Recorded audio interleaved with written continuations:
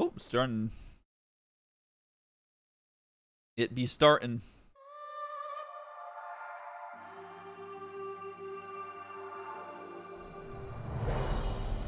Door's empty. He's got to blow his load. As you guys can see, I'm missing my left eye.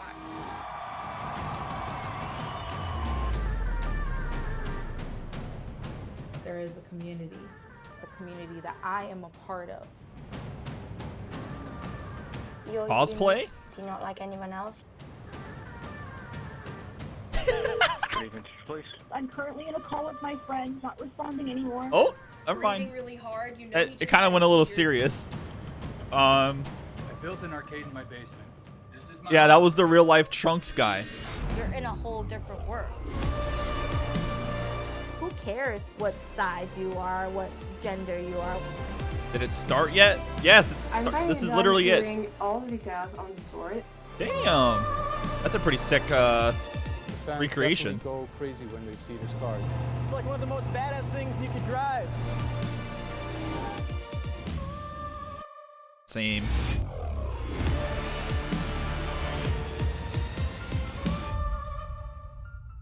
Totally Gamed. What a fucking terrible name.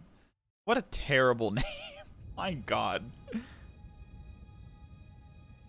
Totally Game.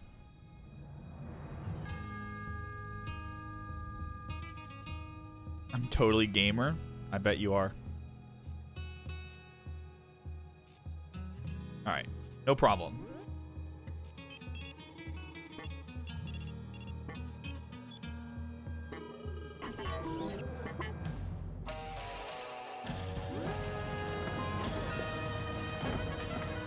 Sorry guys, Frankie got replaced by a robot.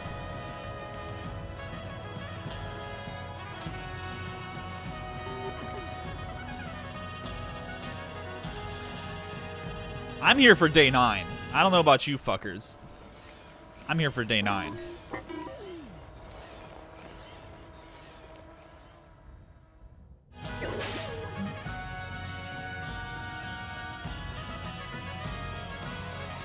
I'm here for Alexander. Who's that?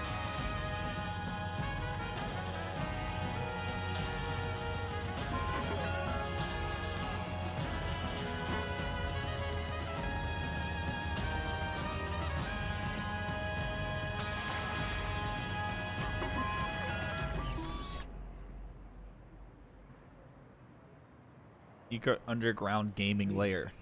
2, 1.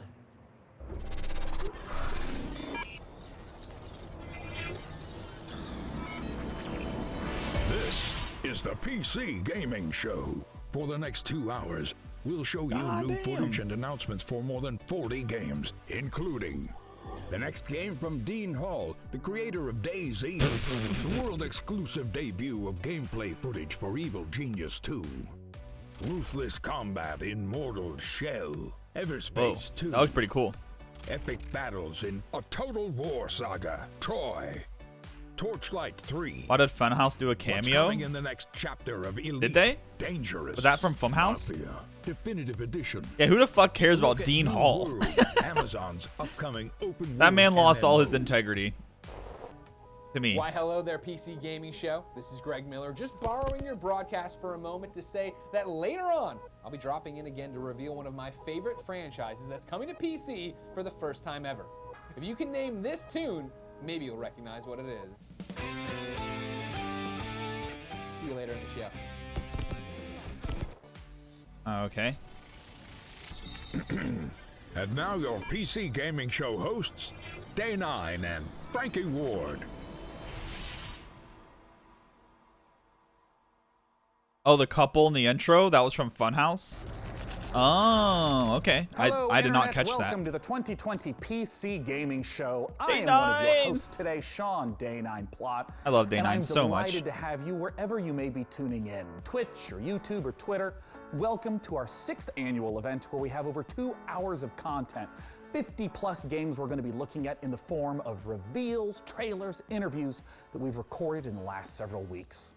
Before we get into that though, I want to take a moment to address the ongoing situation in America. While we're glad to be showing you some games today, Like his tie. there are many, many more people fighting for something far, far more important. How The fucking struggle mad against do you think police Twitch chat violence is right now? and the systemic oppression of Black Americans. I and everyone who works on the PC Gaming Show each year, we know that Black lives matter, and this is not a fight that we are willing to stand on the sidelines for. So what can we all do? There's a great many organizations that deserve support right now, and one of them is the NAACP Legal Defense and Education Fund at naacpldf.org. If you want to support this and get some great games in the process, hundreds of developers have joined together at itch.io to create the Bundle for Racial Justice and Equality. It's a pay whatever you want for the bundle, and 100% of the proceeds go to the NAACP Fund and the Community Bail Fund. There's a lot more resources That and itch bundle information we'd is like crazy. to share, so PC Gamer It's has so many created games. an ongoing list of ways that you can get involved in supporting protesters. That's at pcgamer.com/Black Lives Matter. Okay, we're going to begin the reveals in a moment, but this wouldn't be a PC Gaming Show without my dear friend and co-host Frankie Ward joining us from the other side of the internet. Welcome, Frankie, and why don't you say hello? Hello, Sean, and hello to everyone watching around the world. Control We're really yourselves, excited chat. to be with you again. And Sean, I've prepared a veritable smorgasbord of PC gaming interviews, trailers, This is, and oh yeah, announcements. Saku found it. This year's show features the most games we've ever presented. Yeah, it's So, 1,600 grab games. your beverage of choice, because it's go time. But there's some like big name games in Thanks, there. Frankie, and I gotta say, your apartment looks quite a bit more like a music video than mine does. Maybe I should have sprung for better lighting. Either way, it's time for the PC Gaming Show. And as I said earlier, 50 plus games. We've been talking to the developers, interviewing them for weeks now. And though it looks kind of empty here, I'm not alone. My beautiful assistant and good buddy DevBot. You may have seen him making his way over here. He is awaiting us. So let's go join him and get the show started. Yeah, you guys should get that bundle. All right, Get a lot of what do we games have and for this supporting a year's really good PC cause. Gaming Show? I've downloaded 50 game trailers and 10 interviews, Sean, along with a full report of the most secret gaming layer friendly dogs, per your request. Australian Shepherds rank 4th among all dog breeds. Oh, well, excellent. Well, what should we play first then? I like the spy and like the framed poster back My there. ratings indicate that the audience would like to see Vikings. Well, that sounds great. Then let's kick it off with Valheim, a Viking survival game where you'll fight monsters, craft weapons, build and sail ships on an open ocean, all while exploring a procedurally generated landscape. Show me the game, DevBot. Now loading Valheim. Oh, yeah, we saw this, right? Viking Rust.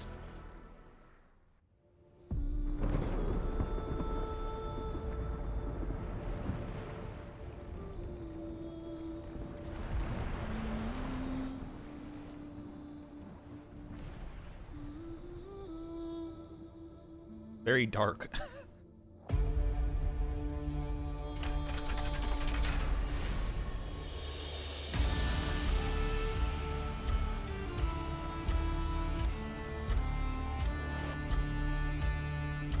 I'm gonna have Steam open so I can, you know, pull up some of the games that are showing up and add them to the wish list. That way we can go over the wish list at the end of all this and see what we're interested in.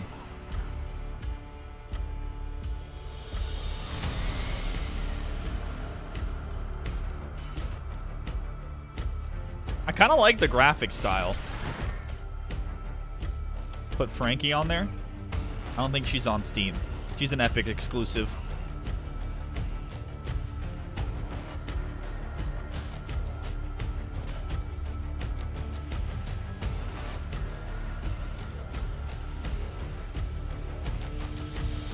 Is this like a multiplayer game?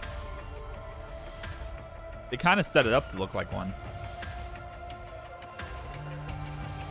If this isn't janky as fuck, like, I'm interested.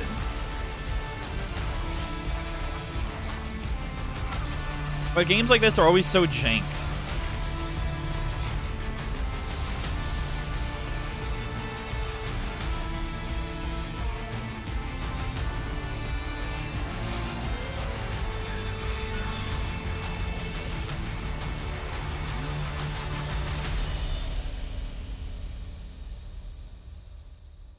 I'm gonna have to wait on that one. See how it cooks. The next game has been in the works for quite a while and is just about to come out. I've been following it the whole time, and if a game that features farming, creature collection, dance battles, and bears wearing pants sounds like your cup of tea, then it's time to put the kettle on and enjoy some Ooblets. Ooblets. Oh yeah, I forgot about this game. We've seen this game for a while now. Ooblets. You hate this game? It looks cute.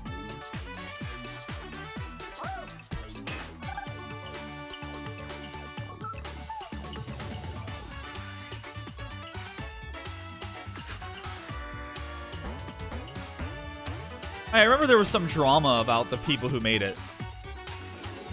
I don't remember what exactly, but I remember them not being nice people. The game itself, though, looks interesting.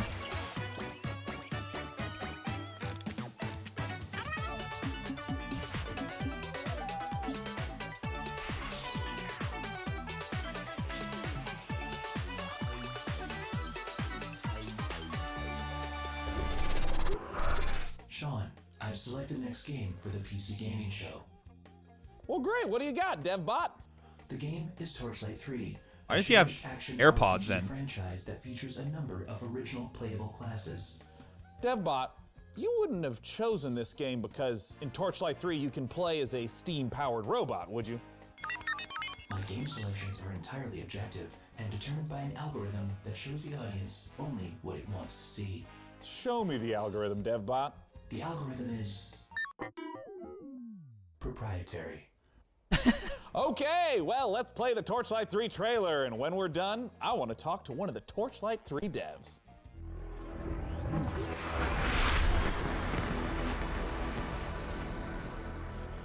Celery Man. Yeah, I hope Torchlight 3 is great. In a world of magic and mystery. I really enjoyed Torchlight 2. I never didn't play Torchlight 1. Yeah, Day 9 and Frankie are like, yeah, they have experience. They're talented people as well. Or the future of the frontier.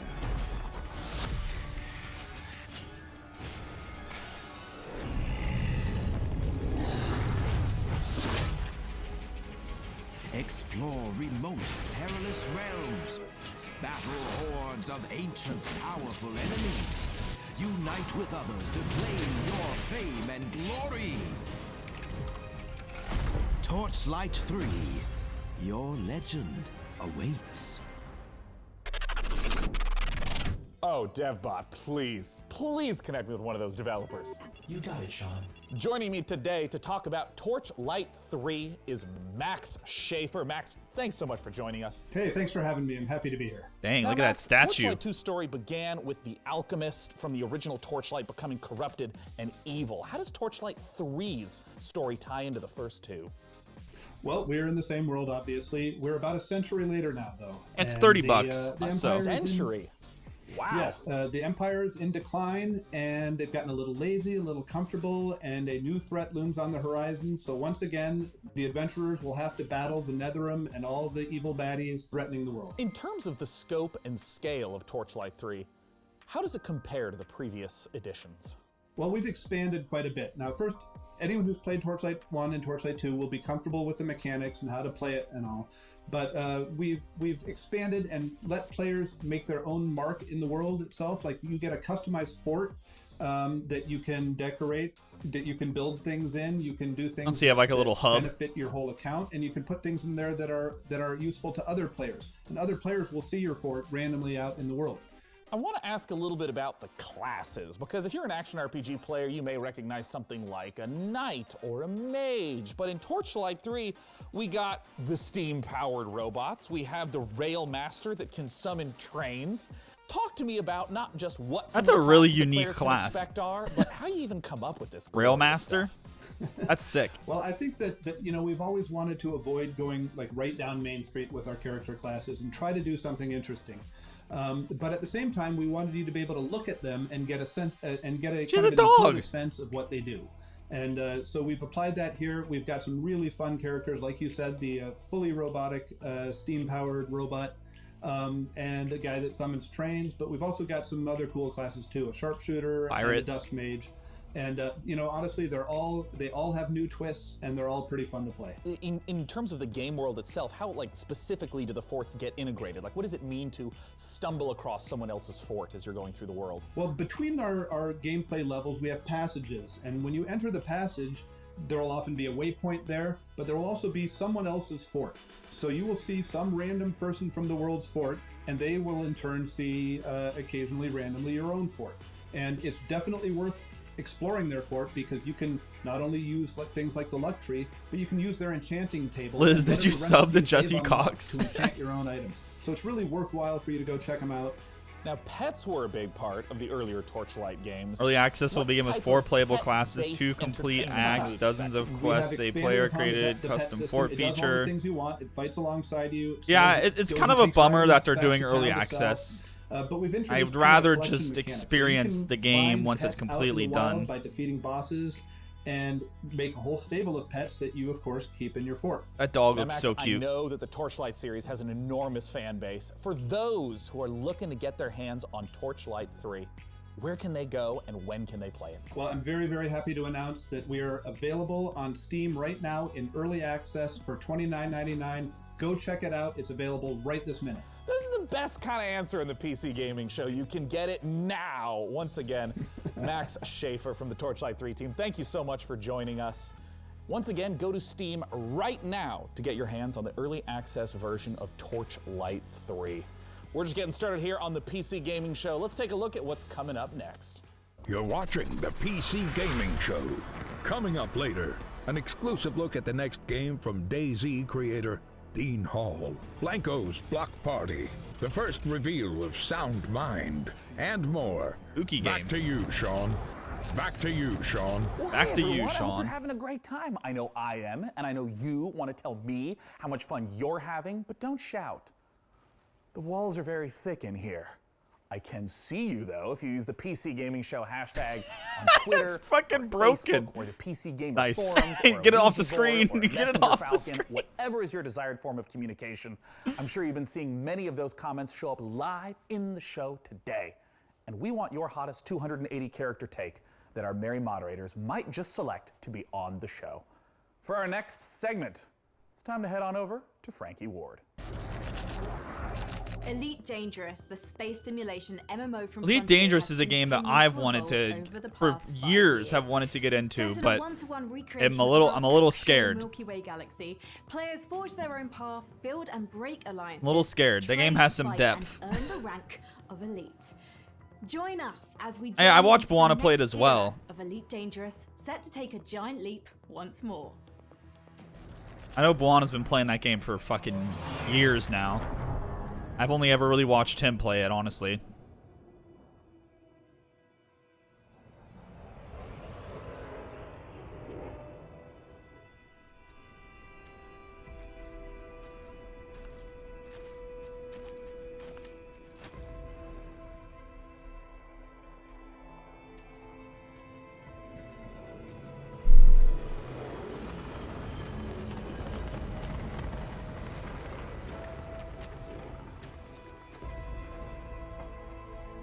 Epic Journey. Alright, Epic Game Store exclusive.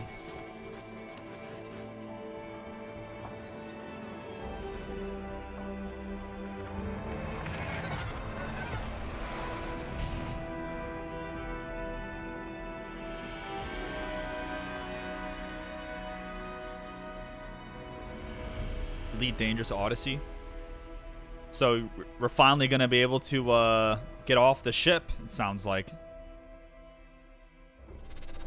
Pretty cool. Joining me to talk about the next chapter of Elite Dangerous is Piers Jackson from Frontier Developments. Thanks so much for joining us, Piers. Oh, you're welcome. It's good to be here. Now, I have a lot of questions about the trailer we just saw, but I'm wondering if you can contextualize a little bit for those who haven't played Elite Dangerous. What is it? So I think the best way of explaining what Elite Dangerous is to understand how big it is. We have created a title that's the most complete authentic space simulation of any game out there, and it's just vast. It's the whole galaxy. You can explore it. You can take your own path. You can be a pilot, a trader, a bounty hunter. You can do what you want. You can go where you want, and you can do your own thing. And Never heard of Elite it's that Dangerous? sort of freedom Really? And the ability for people It's to tell their own an story incredible that I think game, makes Empty. Elite what it It's actually really is. cool. Now, in all the streams that I've been following for Elite Dangerous, It has a there's lot of live depth. gameplay that happens in ships. There's a lot. It has a focus lot on of the fucking economy and depth. trading. In this trailer, though, Yeah, it's we kind of saw like feet on the getting into ground, Eve or which something like immediately that. makes me It's ask, what it's is it that a we should expect? it's a lot What to should we invest into. glean from the trailer? Oh, I think you've hit the nail on the head. Ultimately, the big new feature that we're looking to release here is the fact that you can now, for the very first time, set foot on our planets. We've created the last edition, really, in terms of going from This is space DLC. all the way down to the planet's surface. So now you can set foot, you can explore, you can interact with the environment, and we've taken the mission-based gameplay and the idea of forging your own path and creating your own experience that the space game has, and we've transposed that right down onto the planet. For the first time, you'll be able to access a whole pile of new planets, all ones with tenuous atmospheres, and obviously you're going to be able to play this look in at this guy. multiplayer. So you'll be able to join up with your friends. You can experience the game from the ship, from an SRV, and finally from on foot. In what way will this ground They didn't ban him. walking on the What's planet up? component transform the existing aspects of Elite Dangerous? I think it gives people a new set of experiences to There we go. have. We link all the way from ground to the buggies, the SRVs, all the way up to the spaceship, so that it becomes a holistic event. The design actually encapsulates the whole experience. In terms of some of the other systems that are on the planets, or various resources or points of interest, what are some of those that might tie back to some of the gameplay that someone would be familiar with? So we have new planets that you can visit. You can visit old planets, and we have refreshed the visuals on them, so you can really set foot and be the first to Tabbed actually out. make Some football guy on came in a and was new planet. spamming. Now, Piers, I have a combo question for you. Elite Dangerous is available right now. Where can players go to play Elite Dangerous, and when can they expect the Odyssey update? So you can join in with our community now, playing Elite Dangerous. Download it via Steam or go Wanna to know the when the cops are Frontier on break? store, or You purchase guys are it always on console. donut break. We have many people playing it. In terms No, of $18 Odyssey, for you the can full expect to see Elite that Dangerous next year. package is really I hope good. you all enjoyed that conversation about Elite Dangerous. It's a treat to see the way the game is continuing to evolve. For our next title, we're going to be... Sean, I'm sorry to interrupt, but our broadcast is being hijacked by another host. Not again.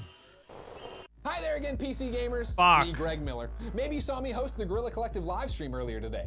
No, I didn't watch. Okay, well, that sucks. I'll give the PC Gaming Show back to its usual host in a moment, but I couldn't let been following anyone me? else announce this next trailer, Cool. which is a game near and dear to my heart. Let's He's take a look. permabanned now, so.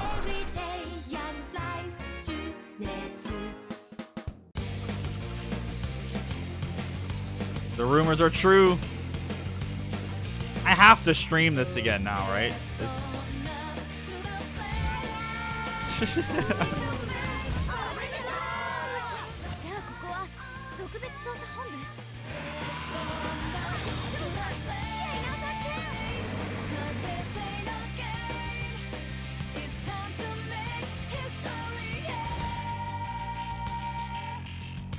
Out now? Persona 4 Golden is available now on Steam. If you haven't played this now, you have no excuse. Persona 4 Golden is a masterpiece, ladies and gentlemen. The story, the action, the characters. This And is it's something you have golden. to go 20 get bucks? right now. Damn, It's an that's a awesome good deal. sequel. Atlas Games make their way onto the PC. I'm glad this one is finally here. Anyway, I better hand the show back over to Sean before he gets mad. All right, I'm adding it to the list. Well, that was weird. I thought this live stream was supposed to be secure. I'm analyzing the security. All right, don't worry, I'll get to it. I'm not sure what could happen. Okay, Ted, you need to get out of here. Well, all right then. While we get this sorted Get outta out, here. Let's head on over to Frankie. Get out of here. Our next trailer reveals an all-new psychological horror game coming to PC, PlayStation 5, and Xbox Series X early next year. InSound Mind will challenge your expectations as it ushers you through the deepest corners of your psyche. It sounds like every night before I go to sleep, honestly. The game also features a chilling original soundtrack by The Living Tombstone. Courtesy of indie outfit We Create Stuff and publisher Modus Games, let's take a look at In Sound Mind.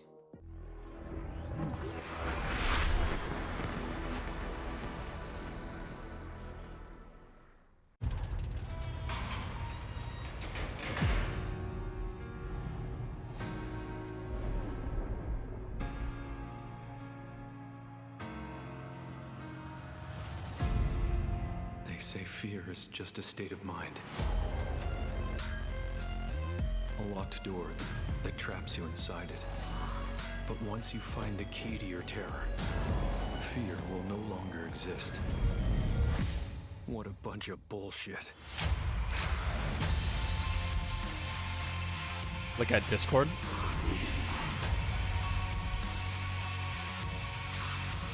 Oh my god. I mean, people have been wanting this for a while, right?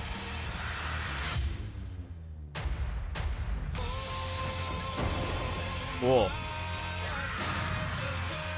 Top selling, it's only been 2 minutes. This is a spooky game of some sort.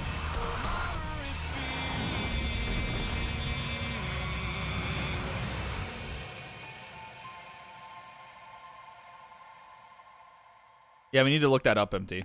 Hey everyone, I'm Ido, producer at We Create Stuff. Hey, I'm Gen, creative director. Hey, Tombstone here. We're the developers who brought you Nightmare House 2, and now we're back. Oh. We partnered with Modus Games and The Living Tombstone. Nightmare House is a We're really working good on a new mod. indie horror game, In Sound Mind. Nightmare House was a Half-Life 2 mod. I played through it. It's really good. So hey DevBot, how did you get here today anyways? Well, Sean, my sleep state was interrupted when I realized I was late to this year's PC gaming show. So naturally, I panicked. I had to improvise about how to reach our undisclosed broadcasting location before you began the show. I tried some back roads in the desert. I am not an all-terrain vehicle, it was discovered. Nice. I tried to hitchhike. Feels bad, man. But ever since the 1991 documentary Terminator 2, no one in Los Angeles... 1991 documentary Terminator 2. It is a documentary. At that point, I was already right outside our secret location. Resident Sleeper. Cool. Hey, let's take a look at our next trailer. Airborne Kingdom, loading.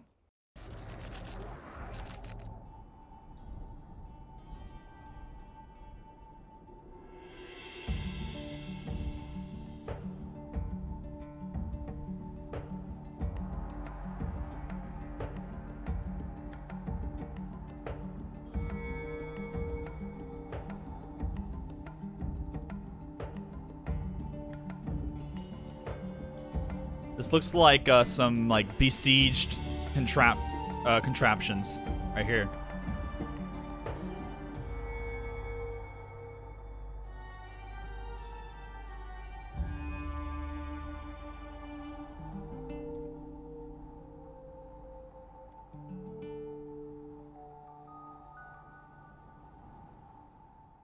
You might be surprised to know that I enjoy real-time strategy games, and that's why I'm excited for our next trailer. It's Dwarfheim, a cooperative RTS, where up to 3 players can split up the work of building, Cooperative mining, RTS, fighting, how to working ruin together your to build friendship. defenses, machinery and traps, train armies to fend off deadly trolls, and rival clans. The Dwarfheim demo is live right now on Steam. Let's see what the game is all about. Ever since the fall, I think Zach and I were looking at this game. Scattered across Agartha. They toil every day in the dark and dirt. How did these Zerglings get in here? They try to protect what little they have from rival clans and the vile creatures that roam these lands. Your clan needs you now, chieftains, to lead your people. Choose your classes, guide your builders and miners to expand your kingdom. Or take up arms with your warriors to protect our town halls and conquer your enemies. Bring us to victory! Bring us to Dwarfheim! Okay.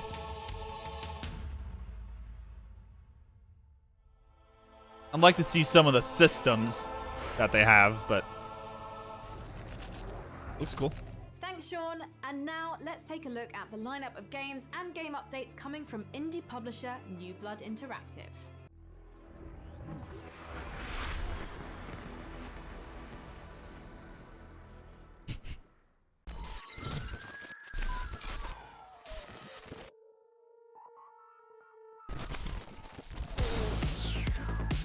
See, this is that other rhythm, or that was that other rhythm, like Doom game, Doom style game. I forget what it's called.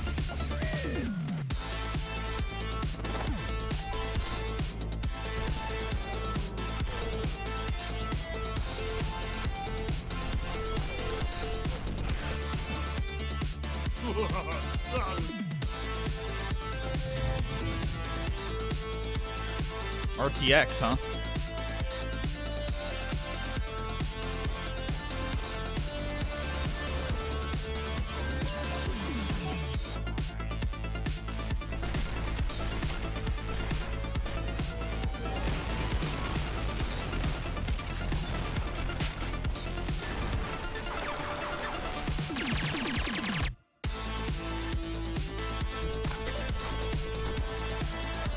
What the fuck?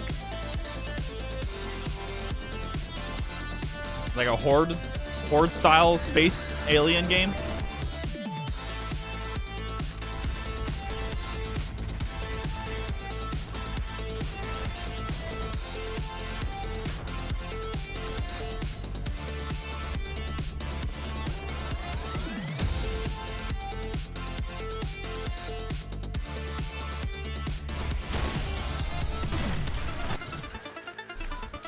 They're flashing so many titles at me, I honestly don't know which game is which.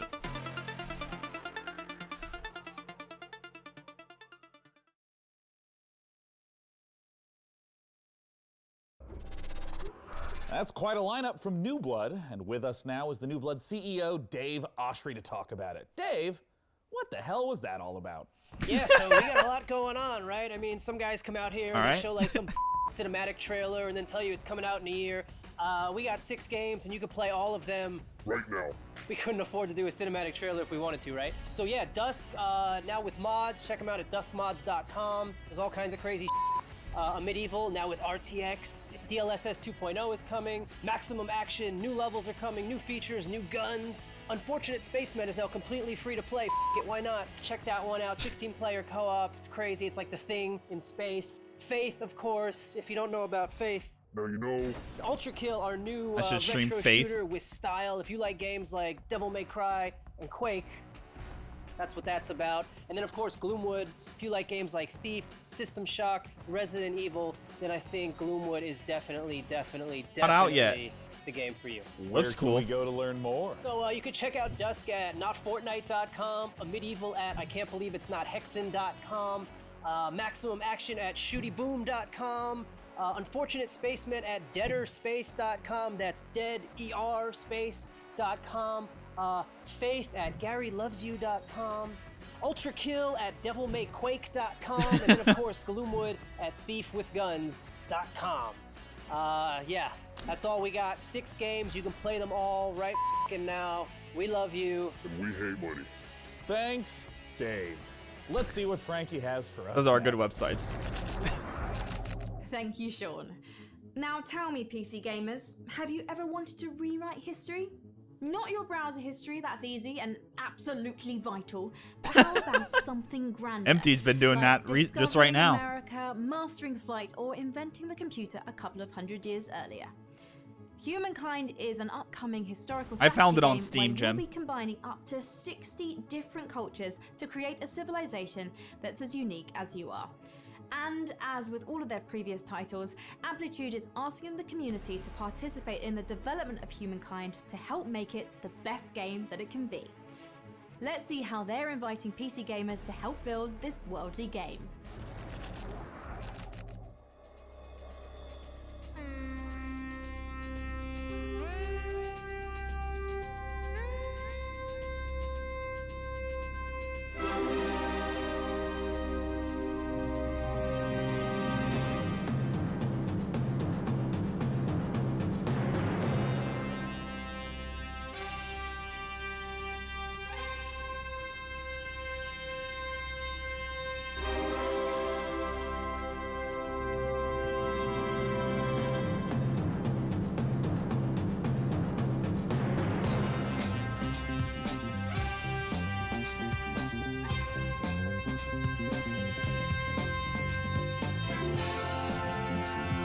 Oh, this is like that,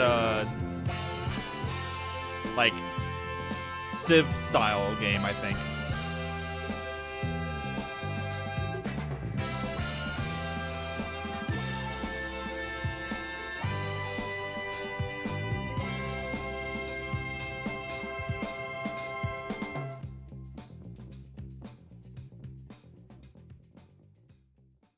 Kind of strange to see Sega behind a game like that. Well, you heard the trailer. You need to go to opendev.gamestogether.com so you can be one of the very first humans to get your hands on Humankind, Amplitude Studios' upcoming historical strategy game. And now for something a little different, why don't you join me in my chambers? Come on. Come on. You can see on his hair. Of all the subcultures and communities that make up PC gaming, modders have arguably had the biggest impact. My next guest is Dean Hall, a designer who started out as a modder and eventually helped lay the foundation for two of the most popular genres on PC. I don't think this is a green screen. This is a set. Let's take a look at the next game from Rocketworks revealed here on the PC Gaming Show. It's Icarus.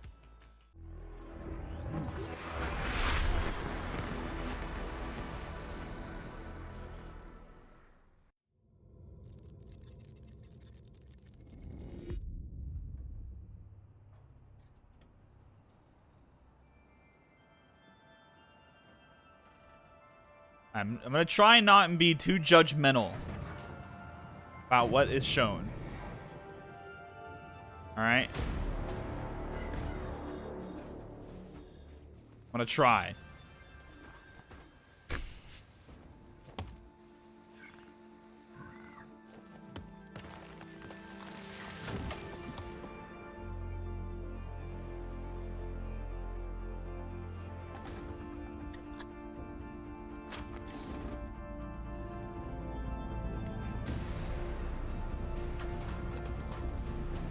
The second I saw that UI, I got DayZ standalone. Oh my god.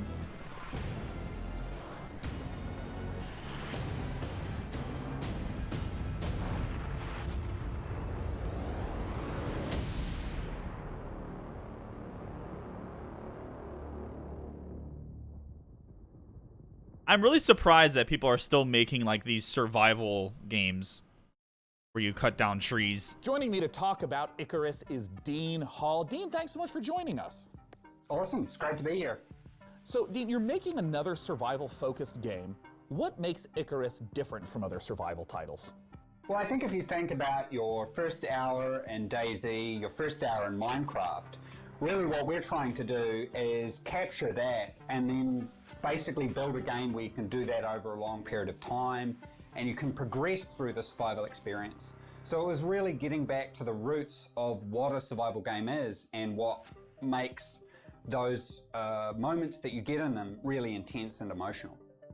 If you can just walk me through like the basic loop. If I just open up the game, do I start out on the ship itself? If you think about the orbital station as your apartment in GTA, you can invite your friends in and prepare for what we call a drop. And then you select a prospect. And the big challenge of the game, and the way to fail it, I guess, is to run out of time on the drop. Let's say I'm on a 30-minute mission. I have a particular resource I've set out to snatch up. How does the gameplay of that 30-minute period differ from other survival games? I suppose there were three key things that I felt needed to be addressed before I made another survival game. The first was the ability to scale. By breaking your experience over months and years into sessions, that allowed us to address scale. So you still can do all the things that you do in a normal survival game, building bridges, roads, all those kinds of things. But you're doing it with a medium-term focus. The second was pacing and clear direction, which is helped very much by the structure that we're putting around the session. And the last one is really I don't have any words. On those core survival mechanics. I don't have any which words. I really feel is the whole reason that survival as a genre connects so emotionally with players. I guess I was a little surprised to hear that there are 20-minute drops as well as multi-day drops. What are the sort of time ranges we're looking at? Are there different like categories and tiers of drop length? Yeah, so it really depends on your level as you progress through the game. So early on, we're really just introducing you to more safe environments. So say a daytime drop that only lasts 20 minutes. You're only going to be facing the game during the day. As you progress on, you can take on and get access to prospects that have much longer drop windows, but that means you're getting a cycle of day-night. And night, particularly for most of our biomes, is definitely the most dangerous. I want to ask a little bit about what failure means in Icarus. I mean, in the trailer there was someone that fell down and you just ominously talked about the dangers of being left behind on the planet. What happens if you don't make it back to the ship in time, die on the planet? What happens? If you think about DayZ, when you get shot, it's a very binary event that happens and there's nothing you can do, it's just over. And there's a certain charm to that. Everything's gone. Yeah, there's a certain charm to that. But I think if we look about... charm. I like your use of the word charm there, for sure, yeah. Yeah, like, there definitely is. But I think with Icarus, we've chosen one failure state. If you run out of time on your drop, that character and all its equipment is gone. Yeah. So we wanted to make that terrifying. And that's why our tagline is, there are worse fates than death. So it's getting left behind. If you miss your rendezvous window with the orbital station, then that's it. Everything that you've deployed on there, your character and all that progression of that character and all that equipment is just gone. And that's our one failure state. If you run out of oxygen, someone can come and revive you. If you get attacked by this particular animal and damaged, someone can heal you. But if you run out of time, it's over. I'm curious, I mean, there's so many elements. There's so much ambition. I know there's a lot of PC gamers that maybe feel like you abandoned DayZ.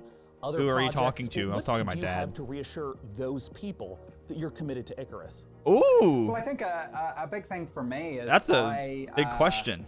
You know, Bohemia was an existing company, and I definitely felt like I was pulling them in a direction that was hard for them to go, and they probably felt like they were pulling me in a direction that I didn't want to go. And it's really been a bit of a struggle for me to develop and not only the studio, but myself as well. There was a whole bunch of things I had to learn. I had to learn many of those things through failure. The solution there was to make sure it wasn't just a Dean Hall game, but it was a game built by incredibly skilled people. And we managed to assemble, I think, definitely one of the best teams I've ever worked with, an exceptional concept team. So is he blaming the failure of DayZ standalone production team on well. the team that he had? People that are interested in my very next question, my favorite question. When can people get the opportunity to play Icarus? Is that what I'm hearing? That is a good question. So we're looking at sometime next year. Our development is very advanced at this point. Our biggest question really is content. So, you know, we're making the game free to play because we wanted to maximize the number of people that play it. And we're acutely aware a number of our former staff are ex-Grinding Gear Games who made Path of Exile, very talented in the free-to-play area. So we're very cognizant of how much content we need to provide gamers. So at the moment, we're really sort of heading into that. Well, Dean, thank you so much for taking the time to talk to us. Awesome. We really appreciate it. Thank you. Once again, that was Dean Hall from Rocket Works for the upcoming survival game Icarus. For our next game, let's head to Frankie. When you're an evil supervillain, Yeah, that it's is some important balls. to have your own sense of style. Nice guinea pig. What? Evil Cat Psychics are so 2019. Evil Genius 2 asks players the question, how would you design a Oh yeah, supervillain Evil Genius 2. I forgot about this Would game. you build a pool filled with laser sharks, or would you just give all the home appliances RGB lighting? Here's the world-exclusive first gameplay footage of Evil Genius 2, World Domination. A cute guinea pig.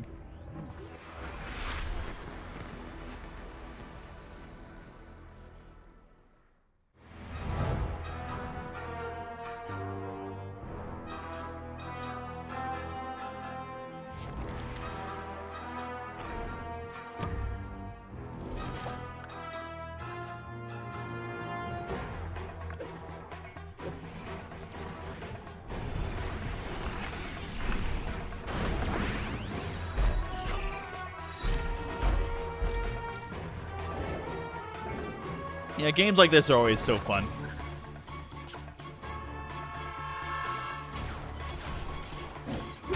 Epic exclusive, I bet. We'll see.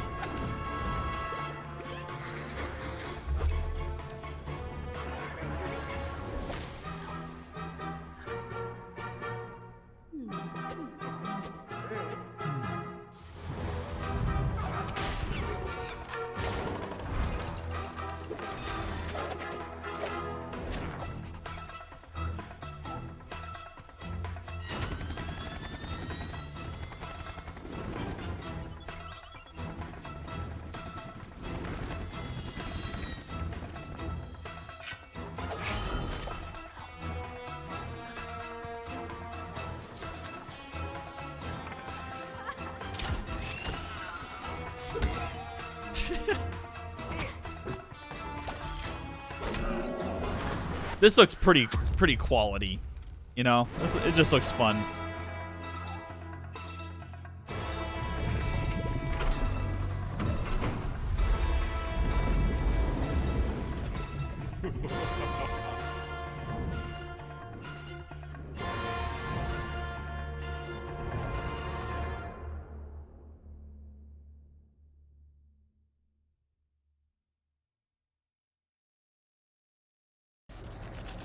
Cool. We are about to see the first official gameplay footage for Godfall on PC. On Steam. Counterplay Games is going to give us a guided tour of the battle for Aperion. And keen observers will notice that this is running in Unreal Engine 5. That's why those shiny sets of armor look oh so gorgeous. You can go on over to the Epic Games Store and wishlist it now, or get more information on Godfall before it releases this holiday season. Godfall. But for now, let's take a look. Oh, this game.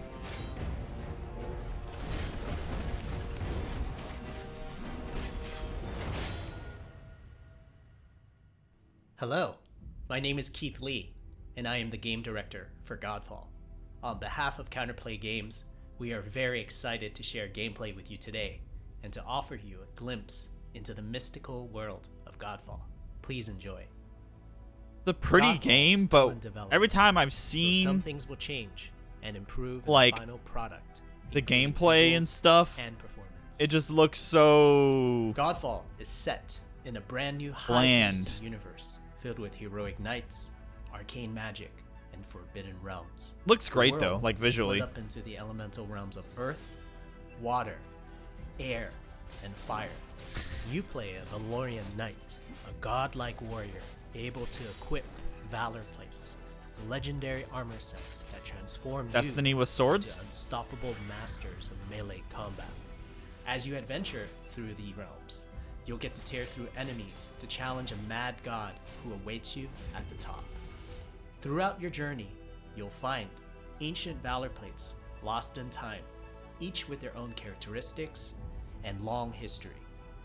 Now let's talk about gameplay in Godfall. First, our team wanted to do something different. What? We wanted to Xbox combine game. action RPG. This was shown on the progression PS4 or the with PS5 third-person conference. melee combat to create what we think is a whole new genre, the looter slasher. The looter Our slasher. game is therefore one part gear-driven and one part player skill-driven. In other words, not only do we want you to find exquisite weapons with powerful loot traits, but we also want you to have that feeling of accomplishment for mastering the wide set of combat mechanics available to you in Godfall. What you're looking at now is a mid-boss fight, a tougher challenge which we'll have to leave for another day. Please check out the Godfall channels it's on Twitter, EGS. Facebook, and YouTube. Thank you so much for taking a look at Godfall. I don't know, like and looter we'll be sharing shooters, or more I soon. guess what they call it is slash and loot, or what the fuck they just said. They just don't ever hit right for me personally. So Quake and Duke Nukem. Our next trailer shows a project that celebrates the proud heritage of sci-fi FPSs while taking advantage of some very modern visual effects, like glorious enemy dismemberment. From Bounding Box Software and Humble Publishing, this is Proteus. whoa.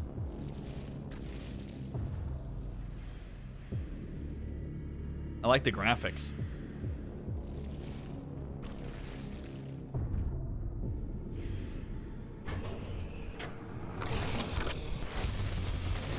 Man, so many Doom style games coming out.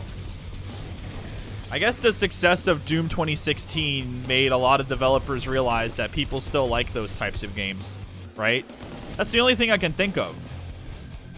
There's like, we've seen like 6 of these types of games in the past like week be announced. I really like the graphics on this though.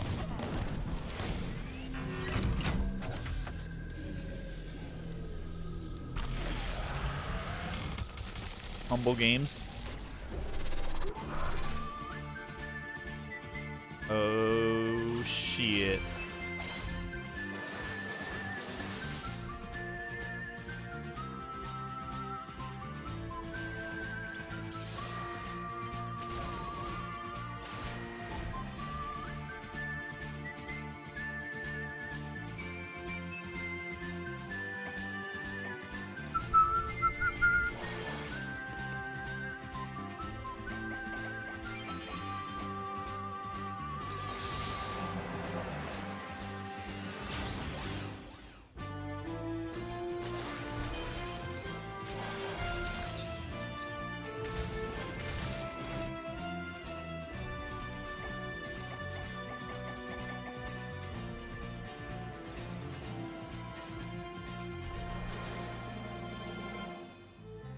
Fae Tactics.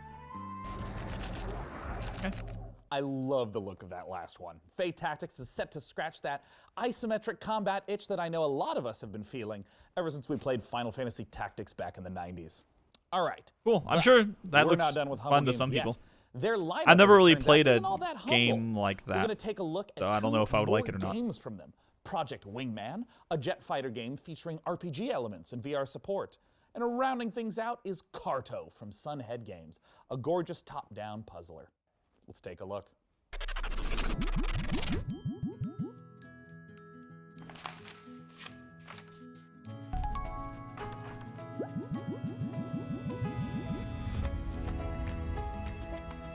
Yeah, I'm happy that Humble has been getting a lot more like releases, you know, as a platform. I feel like they've done it a very like organic and like good way, you know.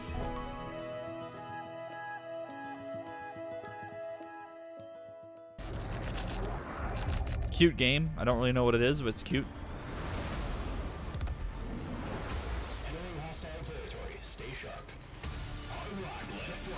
Yeah, exactly, it's Saku.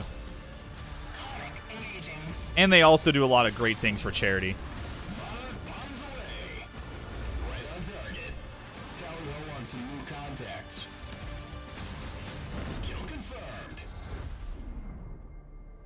Good work, Hitman team. Return to base.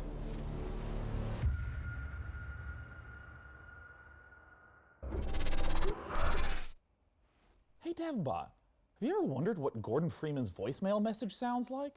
Sean, that is an intriguing inquiry. However, something is wrong.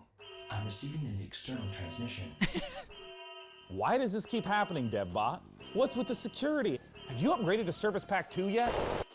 The transmission is coming from a powerful space satellite. Greetings, PC Gaming Show. It is I, your supreme leader, Kane. Yeah, it's the guy Kane. I was saying it looked familiar. It's fucking Kane from Command and Conquer. Capture the GDI base marked at these coordinates. This is a strategically significant I'm just kidding. Just kidding. It's me, Joe Coogan. And I can take over this broadcast because I do what I want. Look, you know Command and Conquer has been a major part of your life. It's certainly been a big part of mine. The Command & Conquer Remastered Collection recently launched for PC, and it is an awesome way to relive this classic game with a bunch of new bells and whistles. I mean, who doesn't like 4K graphics, quick matches in multiplayer, or modding, am I right? I personally want to send a big shout out to all you PC gamers who have kept the legacy of Kane alive over these last 25 years. I mean, I live in death, I guess. Thanks for letting me interrupt, and I hope you guys enjoy the rest of the show. For the glory of Nod! Very wholesome. Tell me, PC gamers, do you have any rare action figures? Perhaps you're one of the lucky owners of an out-of-print collectible. Something I don't think you've they're never rare. trade away in a million years. I have some though. Our next game is a celebration of toys and art. On its surface, a game about collecting, customizing, and trading, but it's also a highly social playground for creativity. One where you can make your own levels and gather with your friends to hang out, play mini games, and create together. This is Blanco's Block Party. Blanco's Block Party?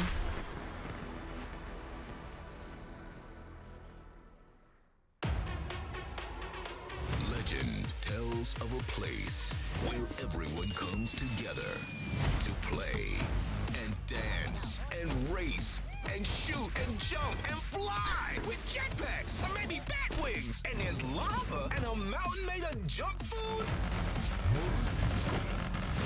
where you can create your own worlds and have your own adventures. Where Is it kind of like a Death Run kind of game?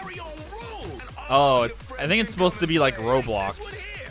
And I don't know what that dude is, but he is cool. What? They're all toys come to life, and I can Yeah, this is like Roblox. own them all. That's f***ing sweet. But you see, this place isn't a legend at all. It's a party.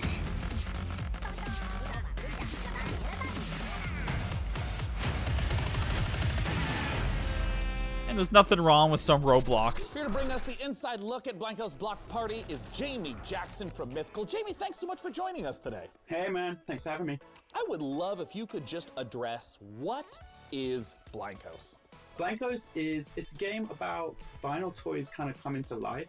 and where they go. When I you see go into room. the kind of the But pop it's also more than figure just a kind game. of It's a place for content creators, inspiration. and gamers, and collectors to come together and hang out and build the worlds and games that they. They're really definitely want to play. hoping And to you can capture the have as Roblox many of your cloud, friends though. come and hang out with you if you Cloud? want. Wow, But you can crowd. also drop the toys in. So the first toy you can play with is one called it's a shooting mechanic.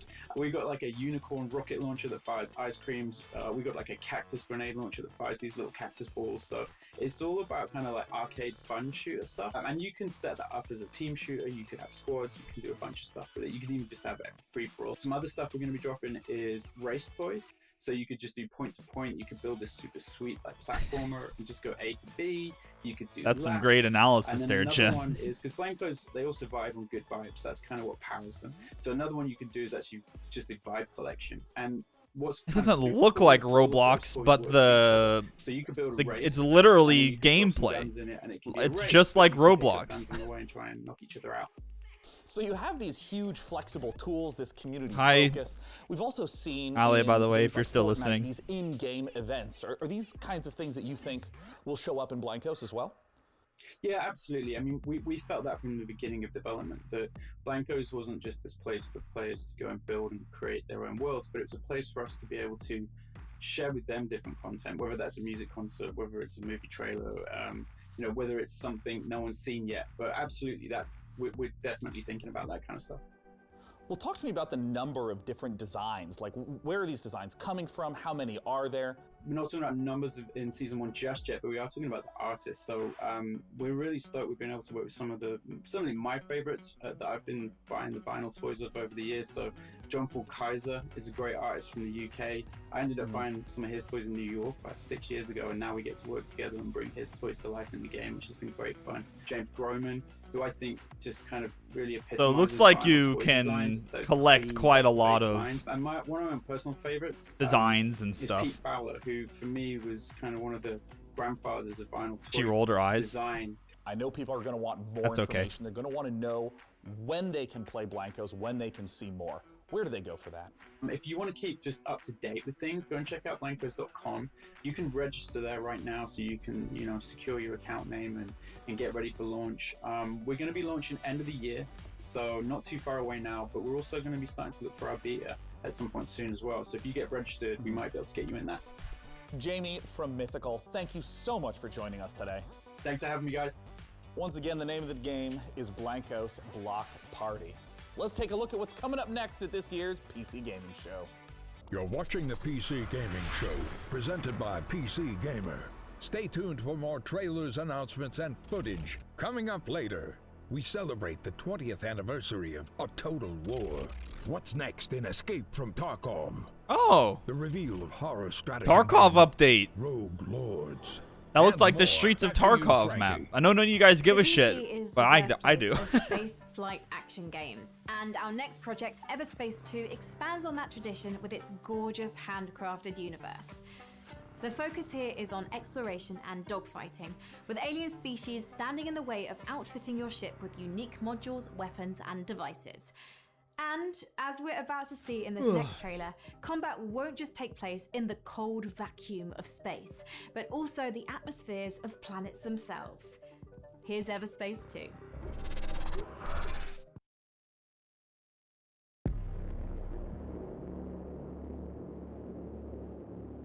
Was Everspace 1 any good? I remember hearing that people liked that game.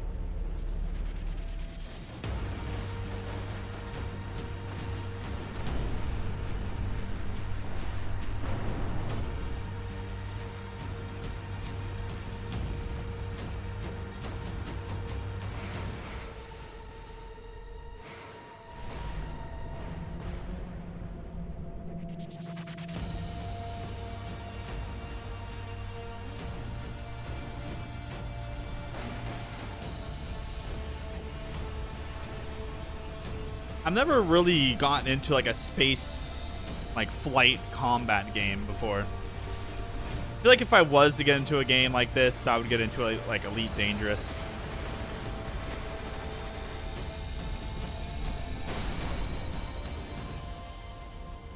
Game looks gorgeous though.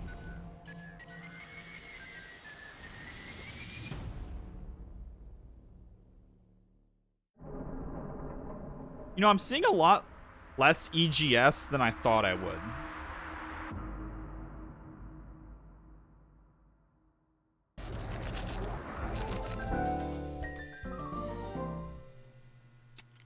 I think I bought it, and then you couldn't play it at all because people have been playing it in beta for years. Oh, so you just got like fucking dumped on. That's the worst. Also, what the fuck did I just see? What in the... I like the medieval art style. What the fuck? I like this. What's up, Proto? PC gamers, I'm sure you'll agree. If a horse shows up at your door and you don't remember ordering a horse, it's probably best to keep the door shut. One of the coolest things about a Total War Saga Troy, the next game from Creative Assembly, is that it will enable players to experience multiple different versions of how the iconic battle went down, including several explanations for what that mythical horse actually was. I'll get the door while you watch the latest trailer. Day 16. Day 9, please. Oh, silver-tongued Odysseus, there is only one response to Queen Helen's abduction, and that is war. In Total War Saga Troy, you can rewrite the events of one of the greatest conflicts ever told, the Trojan War. As Odysseus besieged the legendary city of Troy in 3 ingenious and equally devastating ways. I know people love the Total War games. Theories from throughout the ages as to what Ban the Proto. iconic Trojan horse really resembled. I can't. He has too much power. The walls of this city may appear to be mighty, but no defenses are impregnable. Strike Vector. Using gargantuan siege towers, take the fight to the walls. Name sounds familiar. Top and force them back into their pitiful city. Please ban Proto. I can't. He has too much power.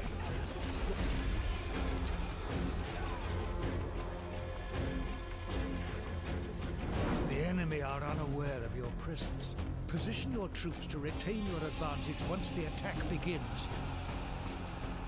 Sneak troops into the city. Yeah, it's worth a shot. In a vast, horse-headed vessel fit for the gods.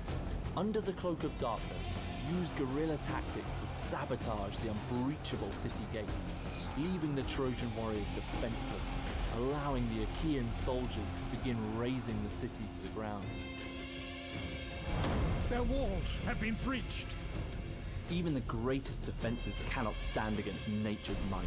In a land ravaged by earthquakes, These Total War games are usually pretty... got a lot of depth to them. Troy is yours for the taking.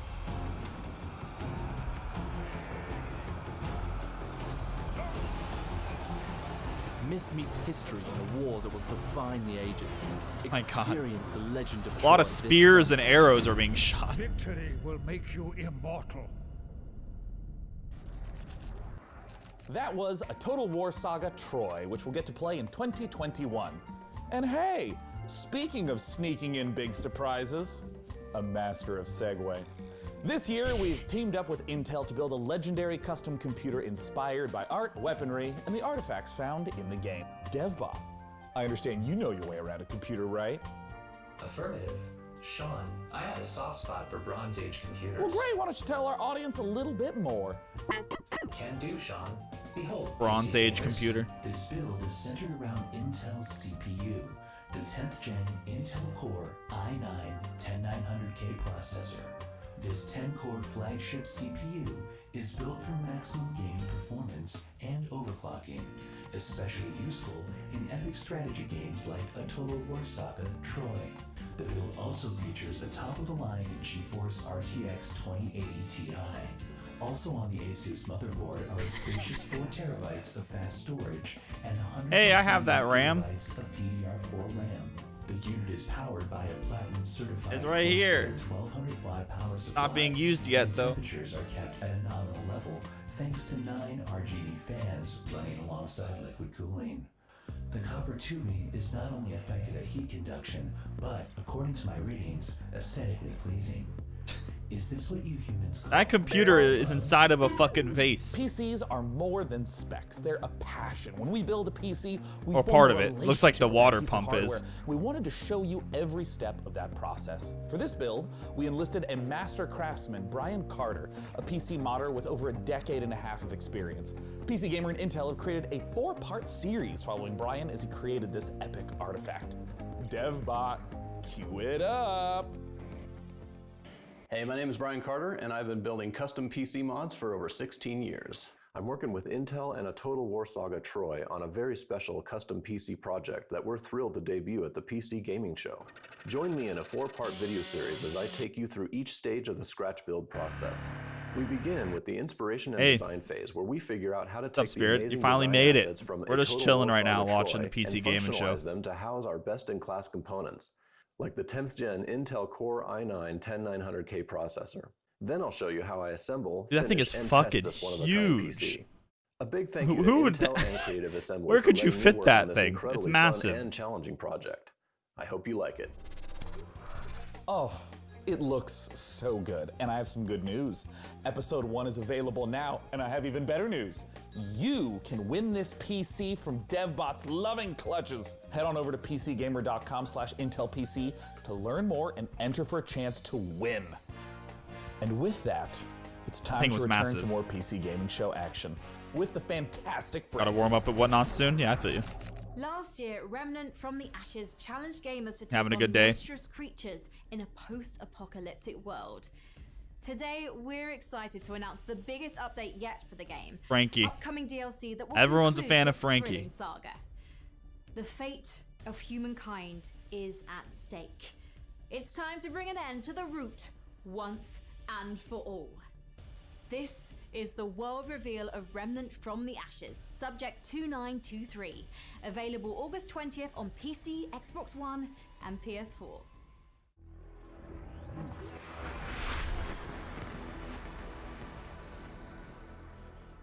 She hosted the PC game show like 2 years ago, and ever since then, people in my Discord and stuff have just been, they've been hard eyes as well. Day 9 personally gives me hard eyes, the other host of the show. Another hole we have to plug in our sinking civilization. Maybe the root's not the only thing we need to worry about. Remnant from the Ashes is a game I've had my eye on. I know people really enjoy it. Is this like an expansion, I think?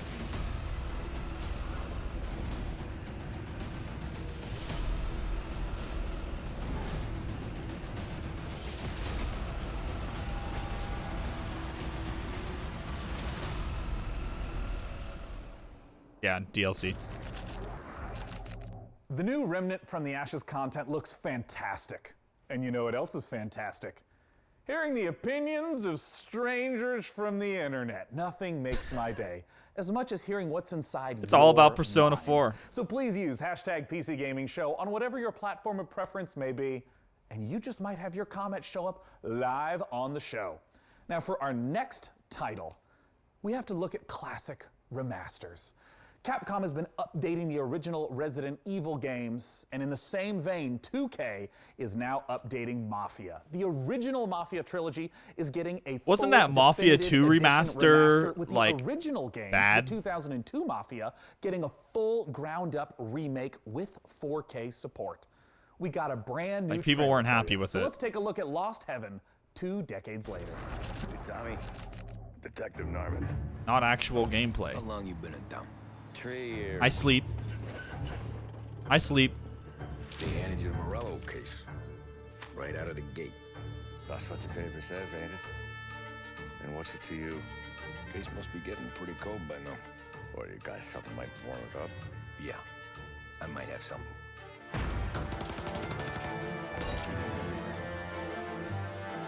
I know people like the Mafia games. No people are fans of those.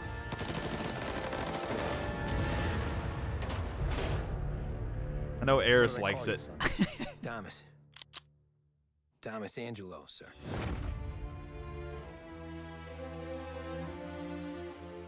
Yeah, so Mafia 1 got a complete remake. Mafia 2 got, like, remastered.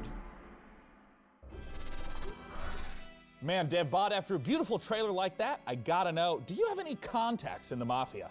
Sean, I have left that life behind me. I'm programmed not to form relationships with organized crime. However, I can call one of the developers of Mafia Definitive Edition. Well, fantastic. Let's ring him up, DevBot. Joining me to talk about Mafia is the president and CCO of Hangar 13. It is Hayden Blackman. Hayden, thanks so much for joining us today. Thanks for having me. I like his Frankenstein so for poster. people who haven't played the original Mafia, which is a 2002 We haven't gotten a pulse release, on the Twitch chat in a talk to us while. about this game. Mafia: The Definitive Edition is a complete ground-up remake. I don't know. What do you guys think? Mafia from 2002, which is a seminal game that really launched the Mafia franchise.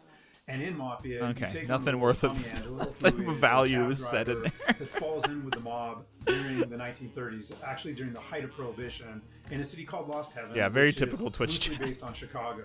And as a member of the Salieri crime family, he really gets embroiled in a war with the I don't Morello think crime Mafia is family. We resident kind of sleeper. explore People, I that think, story really and Tommy's think evolution Mafia from 1 cab and 2 are driver like to, amazing games. respected member of the I mob. personally I have feel like not played in the them. last 10 years, we've seen HD editions, remasters that are more graphical updates, but my understanding is that this is far more than just a new coat of paint on a game from 2002. Talk to me about what a remake means. Everything was rebuilt, so every asset, every cinematic was reshot, and all the gameplay was completely redone. Now we've kept all the same big beats from the original game. The story is the same for the most part. All the big plot points are there. All the missions are there and represented. But again, everything was completely rebuilt from the ground up in order to kind of meet the expectations of today's gamers and take advantage of today's technology.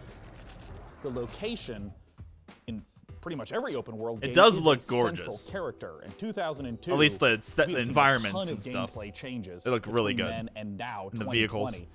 Can you talk a little bit about some of the ways you've updated the open world setting and maybe some of the new mechanics that players can expect?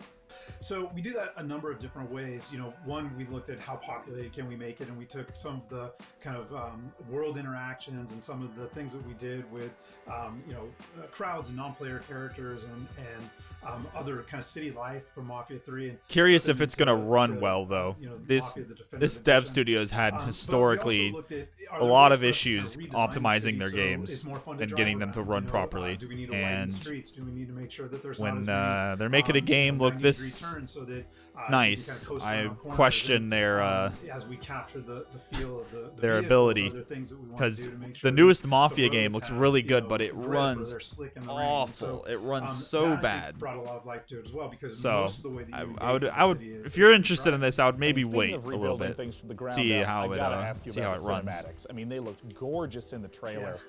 And I mean, what was the process of rebuilding all of those cinematics? For us, it was really, how do we recreate these? Again, taking advantage of some of the cutting edge stuff that we've been doing at Cutting Hangar 13. edge. So, You know, said we that have, word a lot. Really great facial scanning and likeness capture technology, a state-of-the-art mocap facility. So we really wanted to take advantage of that for the definitive edition. So we did go in and we rewrote all the cinematics again to add some of that language and add some of that character development and maybe some of that clarity that we were going for without losing the essence of each moment. Well, now it's time for my favorite question. Yeah. When can we play Mafia Definitive Edition, and where can people go right now to learn more? Sure. So we are looking at an August 28th launch date, and Okay, we still it's not too have, far a away. ways to go, and we're working Not too on far. that kind of final polish push right now. But I'm really confident, really bullish in that date right now. If you want more information, you can go to mafiagame.com. Right now? After Nope. seeing the trailer, I personally am Nope. hyped, Hayden. Thank you so much for joining us at this year's PC Gaming Show. Once again, mafiagame.com. For our next title, it's time to head on over to Frankie. Sean, next up, it's one of those games that looks so pretty, we just had to show it to you. Ever wondered what Slay the Spire might be like with Tim Burton at the helm? Well, Rogue Lords could Gem be the controllers. answer. It's being jointly developed by Cyanide and Leica Studio and sees you building a team from storybook psychos like Dracula, Bloody Mary, and Baron Samedi. Makes all the more sense when you realize you're being employed by the devil himself, a job that has my name written all over it. The game is out this October, and we've got a brand new gameplay trailer. Hi everyone, and welcome to this exclusive gameplay reveal of our new title, Rogue Lords. Development is moving forward, Rogue and we are very Lords. excited to share some in-game elements and combat mechanics for the very first time. Rogue Lords is a rogue-like I like game where the you play aesthetic. as the devil. You have to build your team with legends of evil and lead them in runs through multiple events and fights. The After Luke- a terrible defeat years ago, you're finally coming back with your most faithful disciples to wreak I don't havoc really and go for terror games like in a this world normally. unbalanced after your long absence. The combat is turn-based and strategic.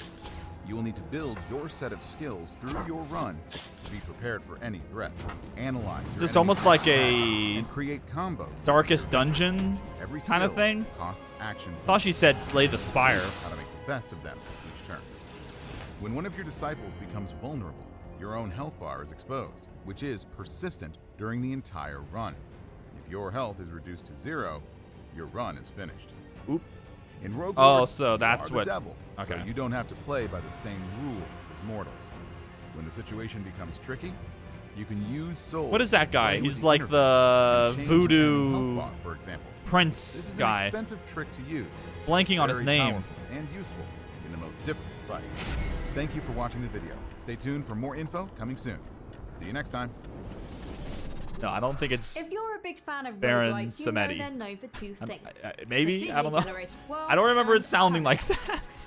Our next game, Unexplored 2, Liz, puts an interesting are you twist here? on these I need your ideas. expertise. What if your character's demise changed the game world itself, altering it for all of your future playthroughs? From developer Ludo Motion and publisher Big Sugar, this is Unexplored 2, The Wayfarer's Legacy. When called upon to be the next Wayfarer, will you answer? What was that guy? He was in like American Horror Story. I'm super delayed. He was in American Horror Story. The witches one, the Voodoo King. What was his name? Do you remember? To forge your legacy out of strife, hardship, and magic, will you be victorious? This is our world. It is your burden. From beyond the gate into the First Valley, there is no return. Will you be ready? The latest update for Dauntless is the most ambitious chapter yet for this online free-to-play Maybe it is RPG. Baron Samedi. In Call of the Void, I don't remember players that being his unravel a name, but mystery maybe it is surrounding that. an ancient civilization, culminating in a showdown with a new otherworldly behemoth. And as a nice little bonus, if you go to playdauntless.com right now and use the Dauntless. code PC Gaming Show 2020, you can get some free in-game rewards. Nice.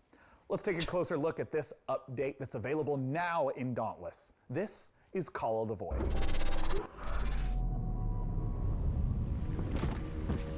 Has anyone played this? This is kind of like a free-to-play Monster Hunter, right? I remember when it launched, people weren't too happy with it, but I know they've added a lot to it.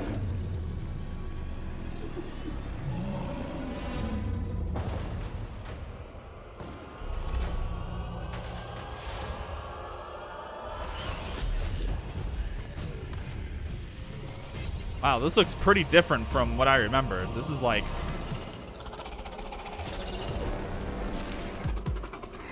really alien looking now.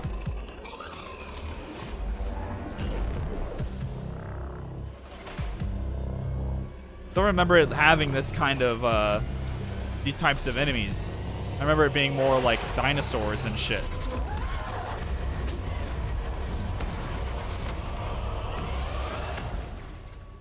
Cool. There's still more games to come on the PC Gaming Show. Here's what's around the corner. Take a closer look at Blightbound, the new action RPG from Devolver. A special collection of exciting independent games coming to PC. Back to you, Frankie. There aren't many games about being in nature, which is why Among Trees caught my eye. In this first-person survival sandbox, you get to explore a colourful, breathing world that's full to the brim with life. Just don't go wandering around like Snow White. Wild, deadly beasts share this painted world with you, and you'll want to move carefully to avoid their bitey bits. Produced by a three-person team out of Sweden, this project demonstrates the creative power of independent creators on PC. Ooh, pretty.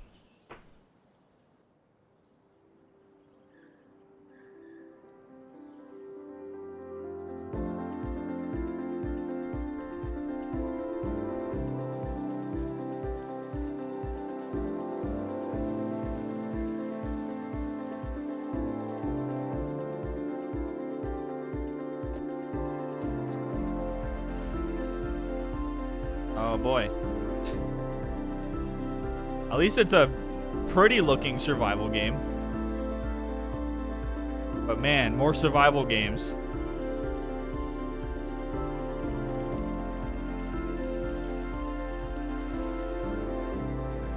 They just said it was a team of 3 from Sweden, so I don't think it's made by one 16-year-old. Among Trees. Yeah, that was that deer game. Looks cool. Now, if you're like me, you've drunk Incoming your murder fair scene. Yeah, share of it's potions start off in with video that games calm over the intro, years. then everything goes south. But you've I kind of probably expected never that. stopped to consider the business side of these magical elixirs. In Potionomics, you're a witch who must save her potion shop from the clutches of greedy loan sharks, bartering and haggling with a slew of demanding customers. Let's take a closer look at this unique fantasy concept.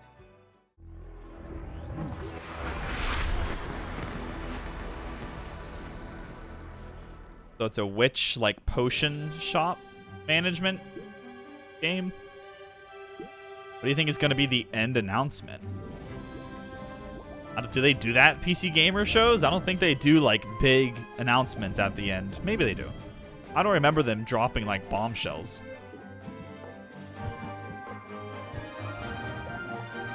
This looks cute.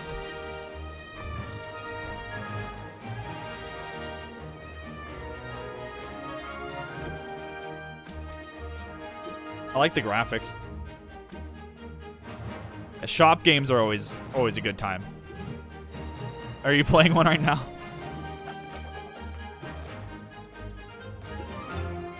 She's got a tree arm.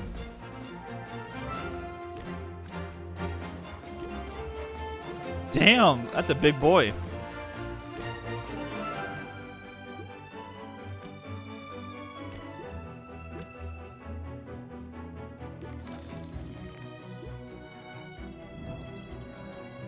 Potionomics. Yeah, it's an interesting implementation of cards. It's how you barter and stuff. We spend a lot of time in I'm not mad at it. fixated on finding the best, Pretty cool. the most powerful gear. But in our next game, Mortal Shell, things are a little different. You aren't scouring a dungeon looking for a +1 sword. You're exploring a shattered world for the remains of defeated warriors that you then possess like a ghost. These are the Mortal Shells, and they're much more than mere pieces of armor and stats. Each one has a complicated backstory, a playstyle, and an identity that might give you mixed feelings about the body you're occupying. Coming later this year exclusively to the Epic Games Store on PC, let's take a look at this gorgeous and brutal action game, Mortal Shell. I foresaw this. Scratched sigils on the walls. Counted the days until you'd come. 1,000,000 eyes peering across time and space, yearning for a glimpse of the unknown. PC Gaming Show. You seem different.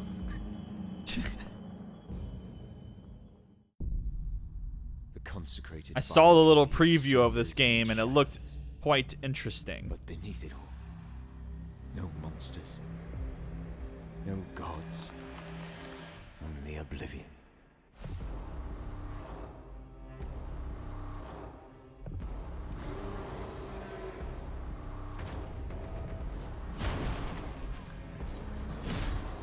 I like it. Whoa.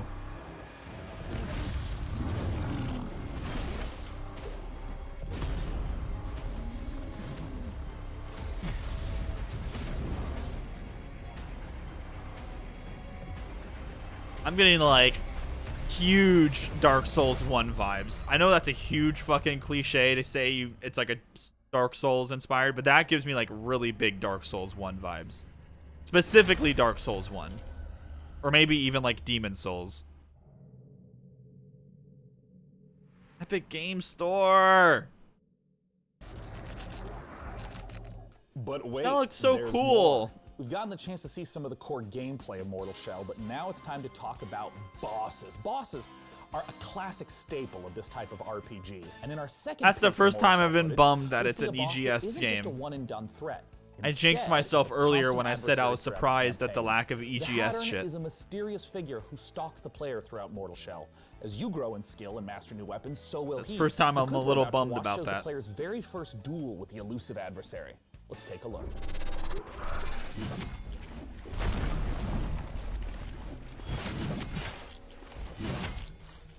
Okay, watching this actual gameplay, I'm not as bummed.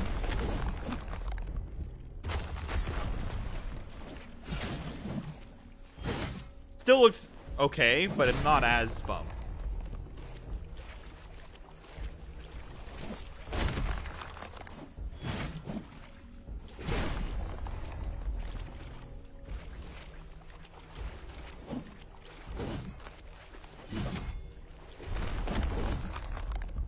Has some interesting looking mechanics with like this rock thing that's going on.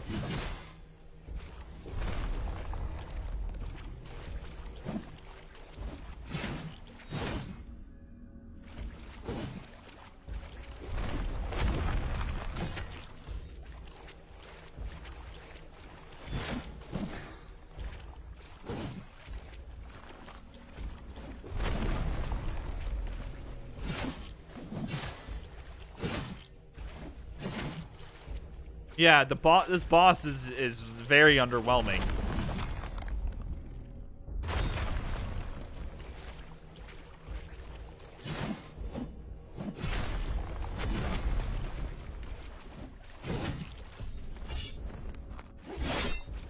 Something about the combat seemed a little like amateur. Like the animations and stuff.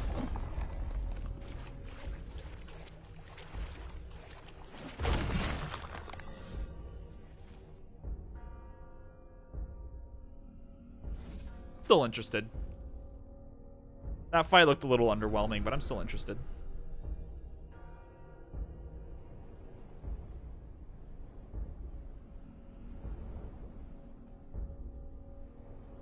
Ringing bell? If it has a bell, it's Dark Souls, obviously.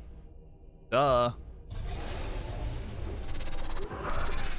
Typically on the PC Gaming Show, we don't spend too much time talking about the Nintendo 64.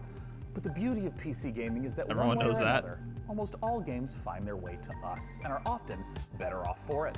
After giving Blade Runner and Turok the Remaster treatment, Night Dive Studios is now modernizing Shadow Man, a 1999 cult classic. They're adding in support for 4K and widescreen. Shadow Man. Never heard of a it. whole suite of cut content from this dark action. What's classic. Shadow Man? Let's take a closer Should I be look. excited?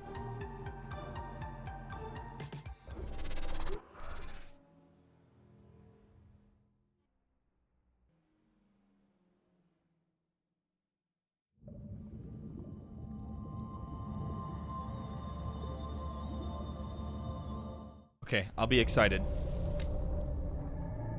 I'll be excited because Jim told me.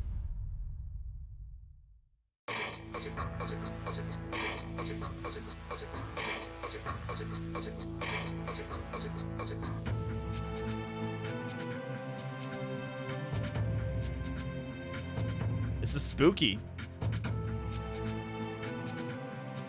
What the fuck is happening? This is some wild shit.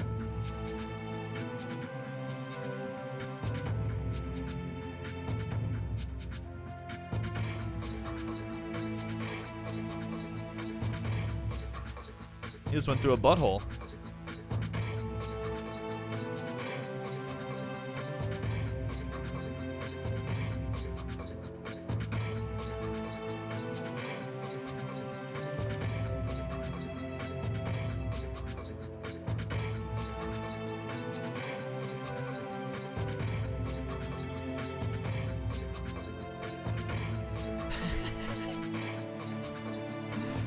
I can't say I'm excited. I'm happy for you if this is a game that you played when you were a kid or something, but this doesn't look that fun to me.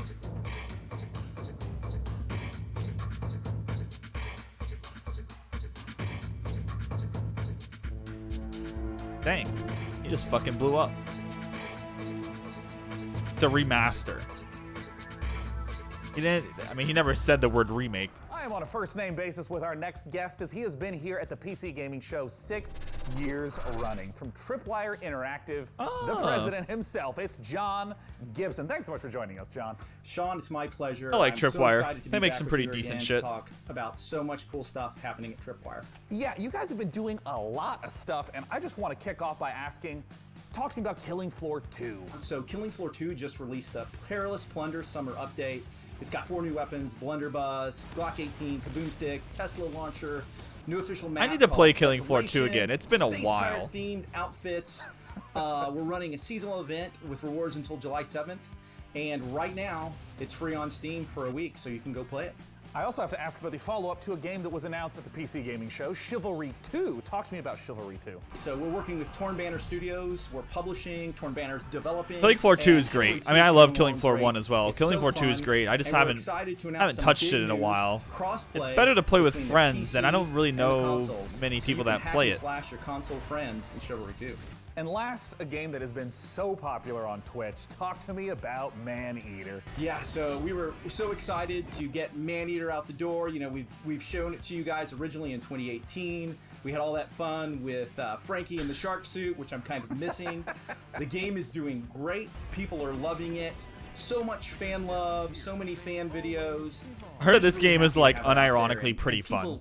Eating lots of humans. Just It's very such a stupid funny shark game, too. RPG fun. You know, you've talked a little bit about what games, what has been announced from Tripwire Interactive. Mm-hmm. What's coming up next for Tripwire? So I wish we could come forward and announce an all-new game, and that would be great, but I can give you a few hints. So Chivalry 2, you know, is in process. It's going to be coming out in the not too distant future, hopefully. Maneater, we're taking the community feedback and we're looking at things that we can add to the game. So you haven't seen the last of Maneater. And Killing Floor 2, you know, the game came out in 2015.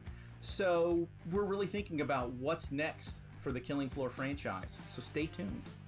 Well, if history is any indicator, John, I'm sure We I'll don't see have you at any next year's announcements, PC but Gaming Show we're with thinking those about great it. Updates. Thanks so much for joining us. Thank you very much, Sean. Now, at this year's PC Gaming Show, we've already taken a look All right, at Ben. some Epic Game Store exclusives. Mortal Shell in particular looks very promising. But for a sense of what else there is, let's take a look at this. Oh, the chat's gonna be furious.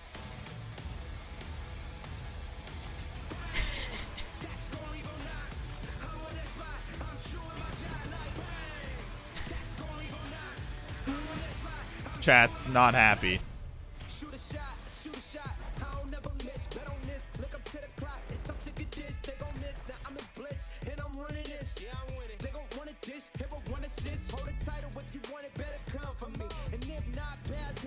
Oh yeah, I forgot that Tony Hawk Pro Skater 1 and 2 are gonna be EGS. Little sad. Little sad of that.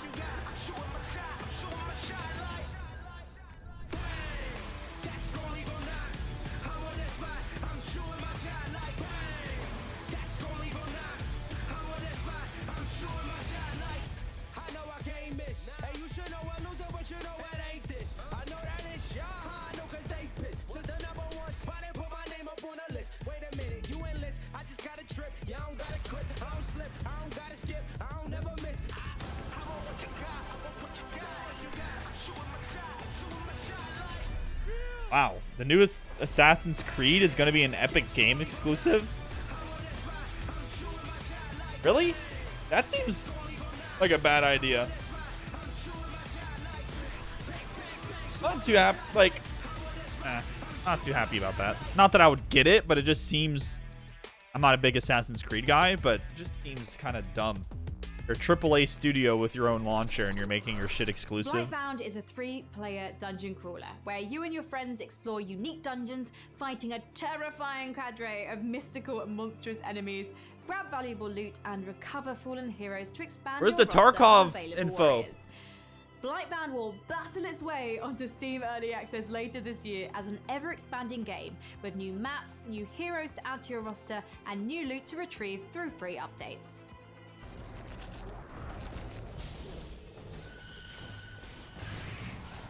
Behold, Blightbound, a cooperative dungeon crawler that tasks 3 heroes to venture down from their mountain refuge to face the abominations of the Blight, a mysterious and corrupting fog that The enshrouds Blight. the land.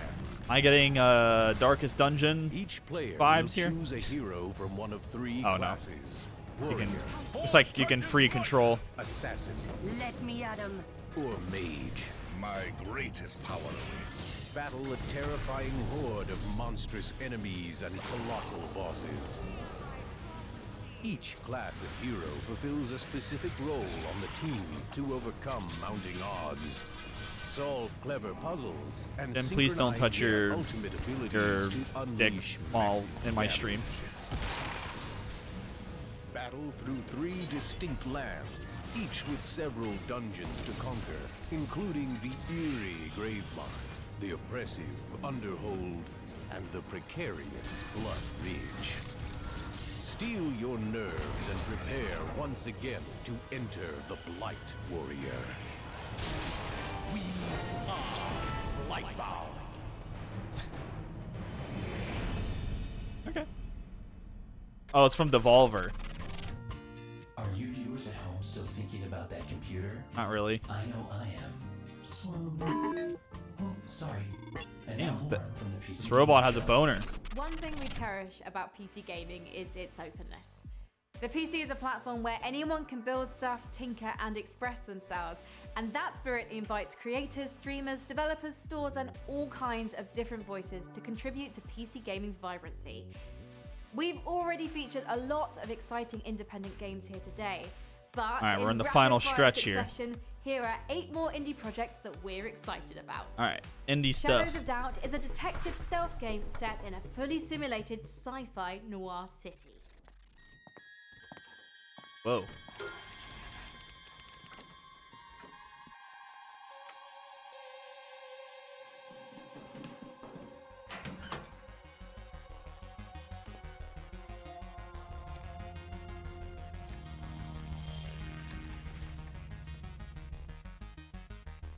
Looks cool.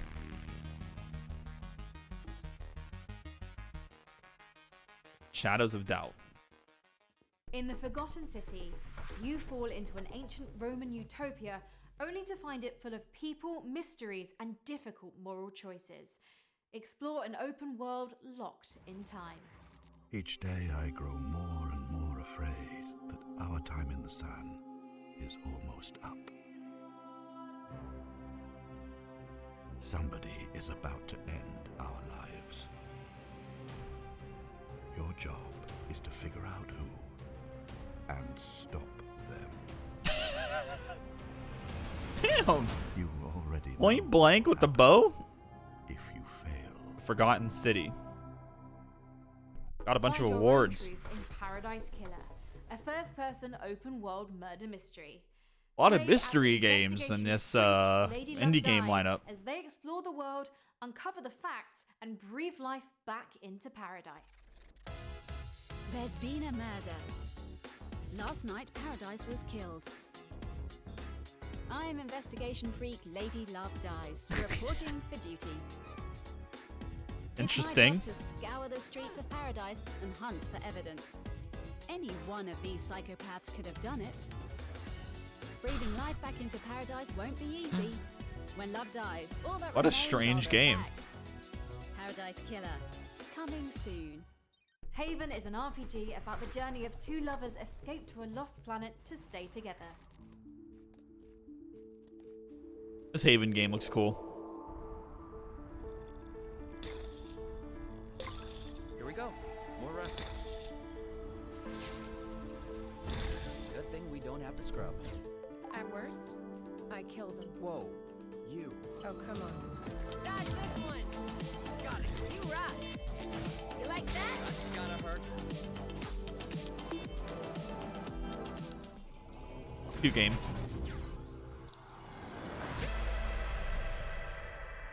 Wait. Cartel Tycoon is a narrative-driven drug empire simulator where you rule as a successful Drug Empire professional Simulator? warlord in a world where death and I live in violence Florida, are man. That's already, I already live in this. Dang. Weed farms? Wow.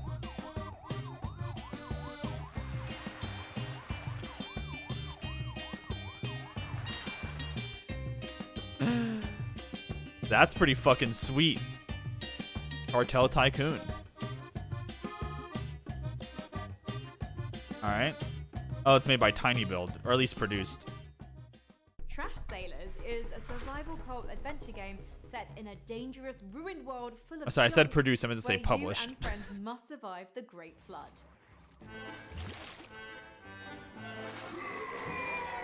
Looks like Flapjack.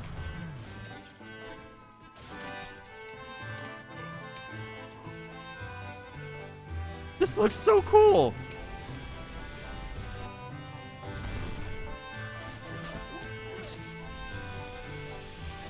This looks like a fun fucking co-op game.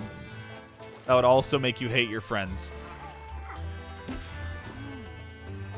Chris Tales is an indie love letter to classic RPGs that lets you experience past, present, and future simultaneously. Oh, it's so cute.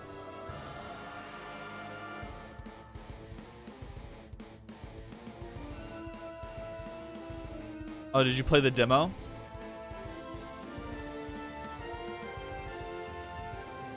I love this. This looks great. I forgot about this at E3.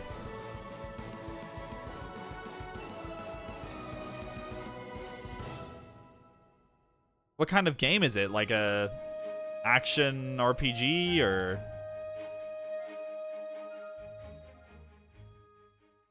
RPG? Okay. Set in a vibrant fantasy world created in collaboration with RPG veteran Chris Avallone, Alaloth offers fast-paced action with a deep narrative, bringing ARPG dynamics to a new level with a skill-based gameplay inspired by great classics and modern masterpieces.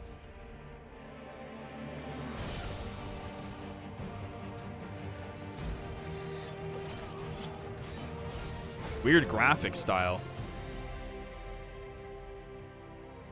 I can't tell if I like it or not.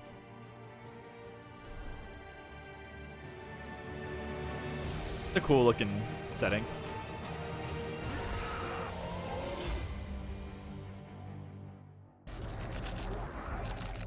Weird West is a curious project from the co-creators of two of our favorite games, Dishonored and Prey.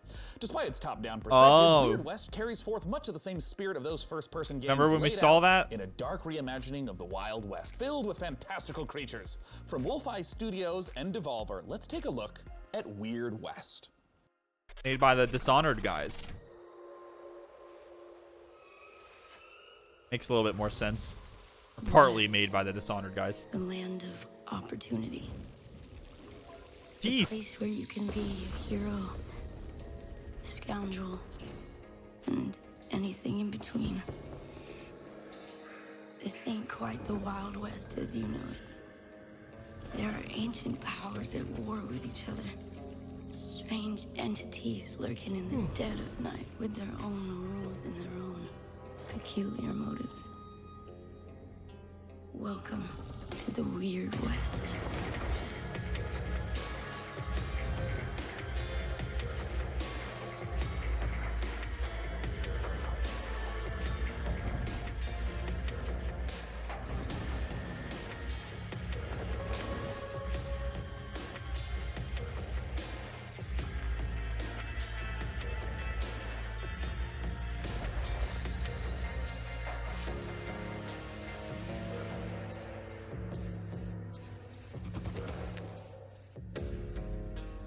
Coming out here could be the best thing that ever happened to you. If you can survive, that is. Interesting. Joining me to talk about Weird West is the president and creative director at Wolfeye Studios. It's Raf Colantonio. How's it going, Raf? Hi, I'm great. How are you? I am awesome and eager to talk about this game. And I want to start with something very straightforward. What is Weird West? Weird West is an action RPG that is set in an environment that I'm kind of getting like it's very much of the kind of games that CRPG kind of wasteland except that the perspective vibes. is more like a isometric top-down kind of view. Yeah, I mean, we've referenced He said it's an Prey and action Dishonored, RPG. and we normally think of the Did I immersive miss sim anything? as first-person games like yeah, that. probably. I don't know What how happens long when you were try to gone. Translate that to that top-down isometric perspective. There's not much different in the spirit. You will really find yourself at home. They haven't shown It's the just that it's a Tarkov different stuff. Perspective. So instead of seeing through the eyes of the player, of the character, And Empty you doesn't even have play a Tarkov. chance to What? run a party with people. So you have followers, and you have more kind of like a strategy kind of view. But the exploration and everything is, is still 40 the same minutes? kind of I mean, yeah, you missed some spirit, stuff. but with a different perspective. And in particular for people that I mean, maybe they're going haven't pretty played immersive rapid sims, fire I with know that this, the whole so. notion of creative problem solving is a big aspect. Multiple ways to get past the same obstacle. Can you give some examples of that in Weird West? We like games where we set up an environment for you, a context. There's a world, there are characters, there are objects, and all of those objects have got consistent rules. And then there's an objective, which is, for example, go inside this house and frame a character by putting a letter that he did not actually truly write, but you put it there so that the sheriff can find it, right? You could do it in a very stealthy way, which would be what you would This imagine game has people would do. me interested. So probably use a power and put people to sleep and then get inside. You've talked about the different things that you can do as a player in the game, but who are you? What can the player do to shape who the character is over the course of the game? Right, so this is a very good question and also a very dangerous one for me. It's the riskiest question yet, man. To make it simple, you are going to play 5 different characters. Once the main quest is over with the first character, you go to the next one. Oh, it's one of those Now, kinds of games. The first one is still in the world, so you can go back and recruit him or her in your party. What does death mean for you and for your companions in Weird West? It's a risk that we're taking. We're gonna have different modes. There's the super hard mode where you die and you're dead. Is the game sort of designed to be like Super hard playing mode one when you forward die, timeline? you're If someone dead. dies, you're not supposed to reload. You're just supposed to continue to play within the same world.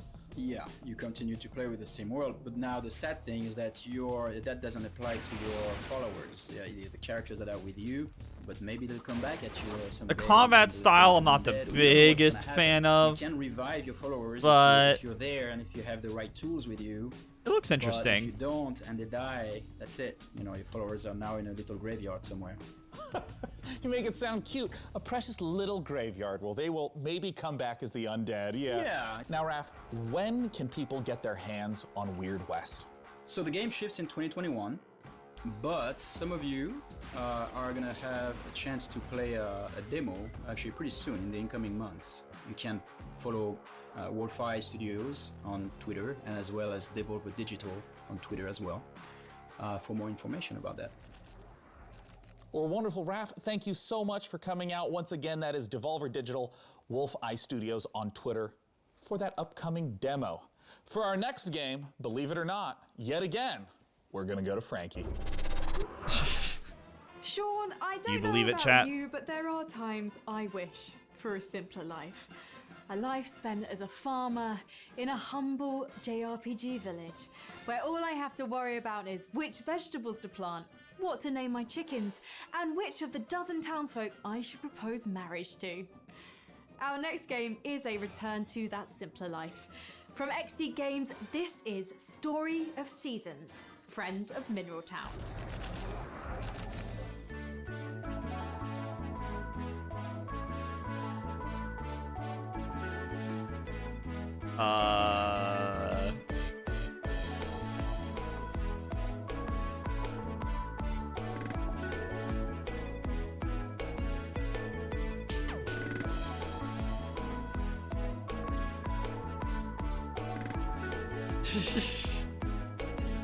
Quite the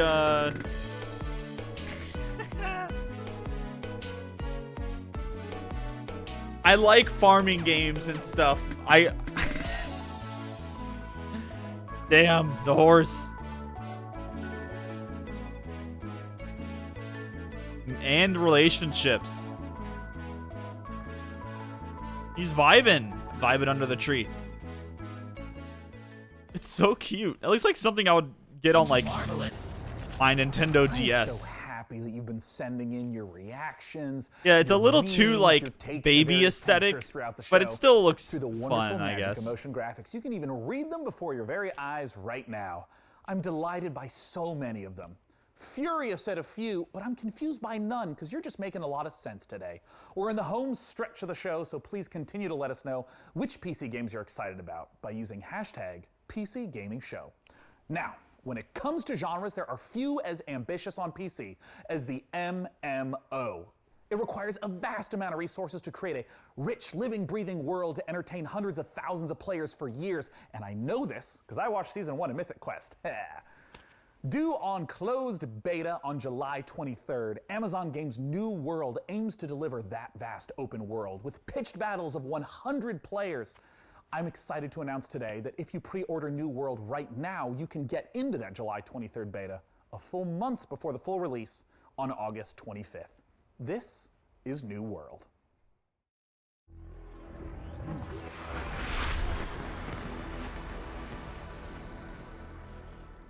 MMO, huh?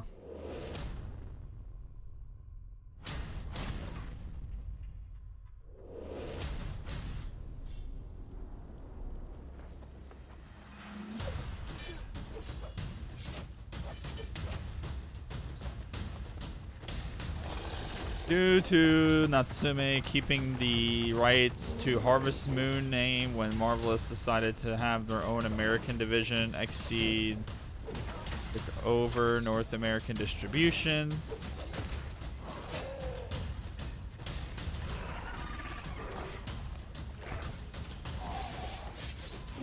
Huh. So that game is like Harvest Moon? Like, from, I guess, that kind of realm? I didn't know that. Interesting.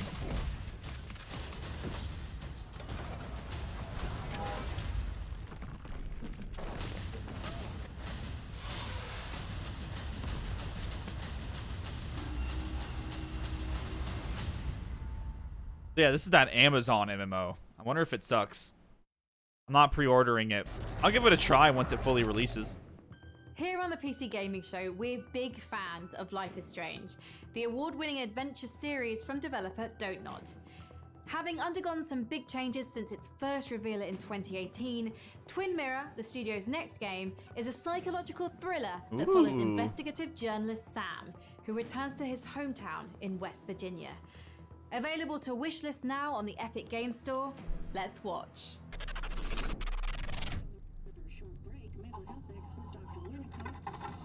Let's see what they have.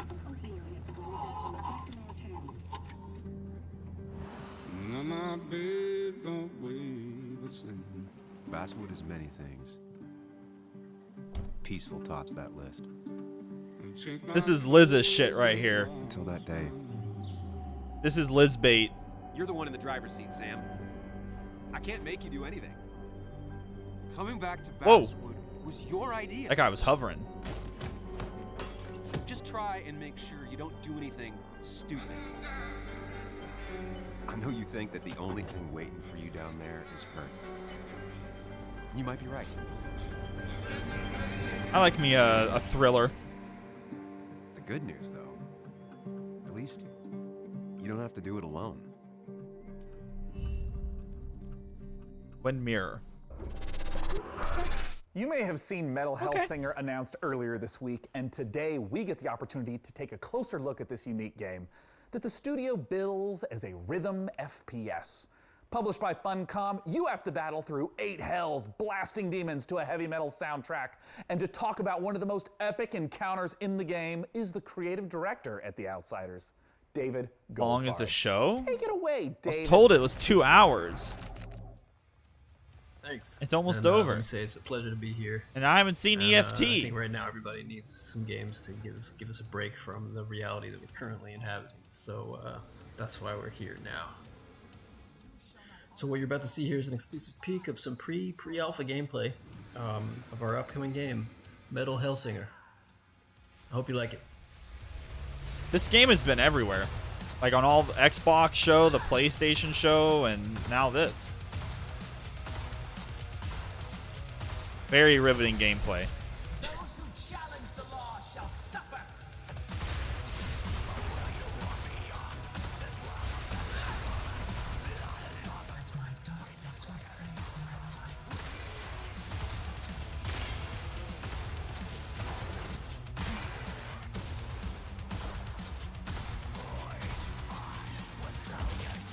Wow, they even have the finishers like in Doom.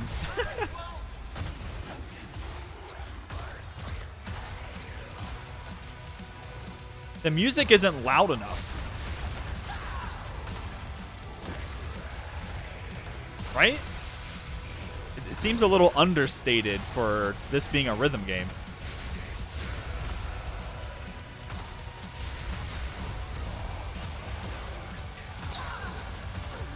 All I hear is this shotgun going off just relentlessly. They did try. Hey, what's up, Shatter?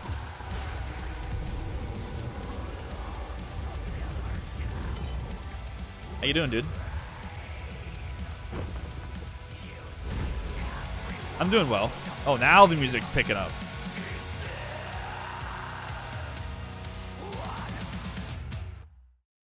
I'm doing well. Yeah, Matt Heafy. That's pretty sick. Hello everybody, Felicia Day here, and I play the Magician in the Dungeons of Nahelbeck, The Amulet of Chaos. Forgot The Felicia Amulet Day of Chaos existed. is a fun and silly tactical RPG that's coming to PC later this summer. It features a group of adventurers searching a dungeon for treasure. Each one of the characters has their own skill sets, or lack thereof, fighting styles, and inventory. Each one is kind of a failure, but together, they're too dumb to fail. The game doesn't take itself too seriously. It has That's lots me. of in-jokes for tabletop games, and for some reason it features a lot of chickens. Anyway, here is an exclusive preview of The Amulet of Chaos. Oh, was she in Supernatural? I didn't know Felicia Day got into Supernatural. Good for her. I was a Felicia Day fan, like, you know, back, maybe like a couple years back. Maybe like, when was she relevant? Like relevant in like the gaming world, like 8 years ago or so. We tried diplomacy, maybe? No, attack! Guards, guards! Dispatch these smelly bushwhackers! Zibat relic, hastenbat! Man, if she's in episodes of Supernatural, then she's made it big.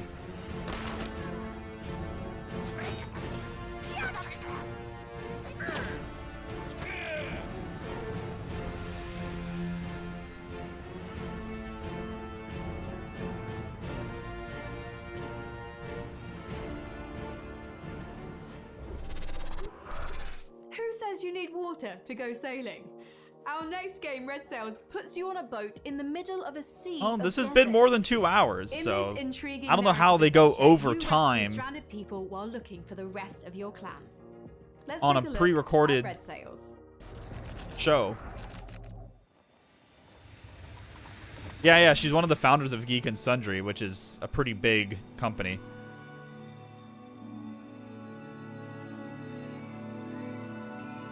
Well, I'm just saying, on the article it says it's a 2-hour-long showcase. So it's over 2 hours. I mean, I'm fine. I just thought it was going to be ending. This looks cute. Looks comfy.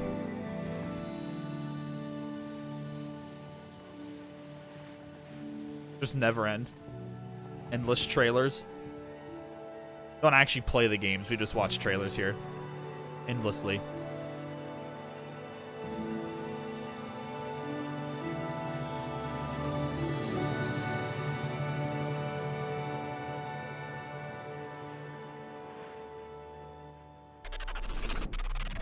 So DevBot, do you have any access to some medical programs in case I, bump my foot against some of these cold, unforgiving walls?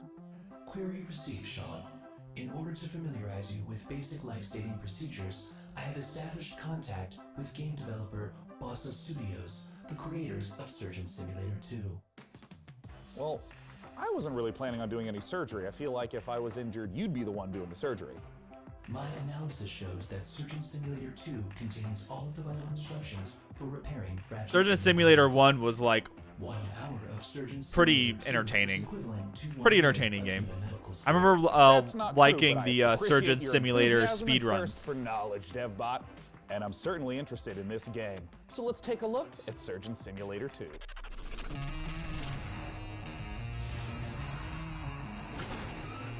They showed this at E3 last year, right?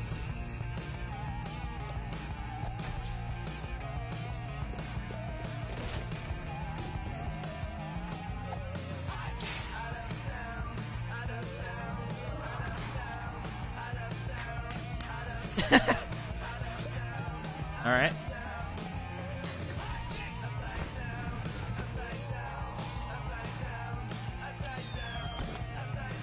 What are they doing with their hand?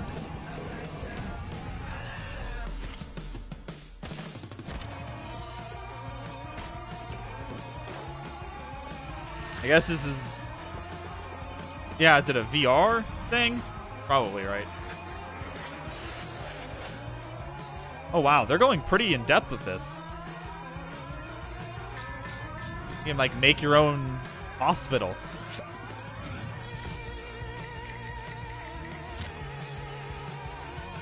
And I guess you can Frankenstein people together.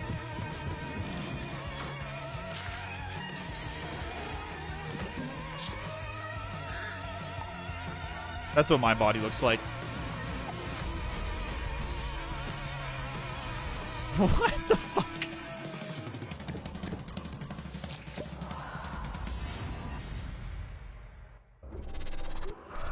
Joining us to talk about Surgeon Yeah, that's way Simulator different 2, than the we got original. Mark Pick on the line. Mark, thanks so much for joining us.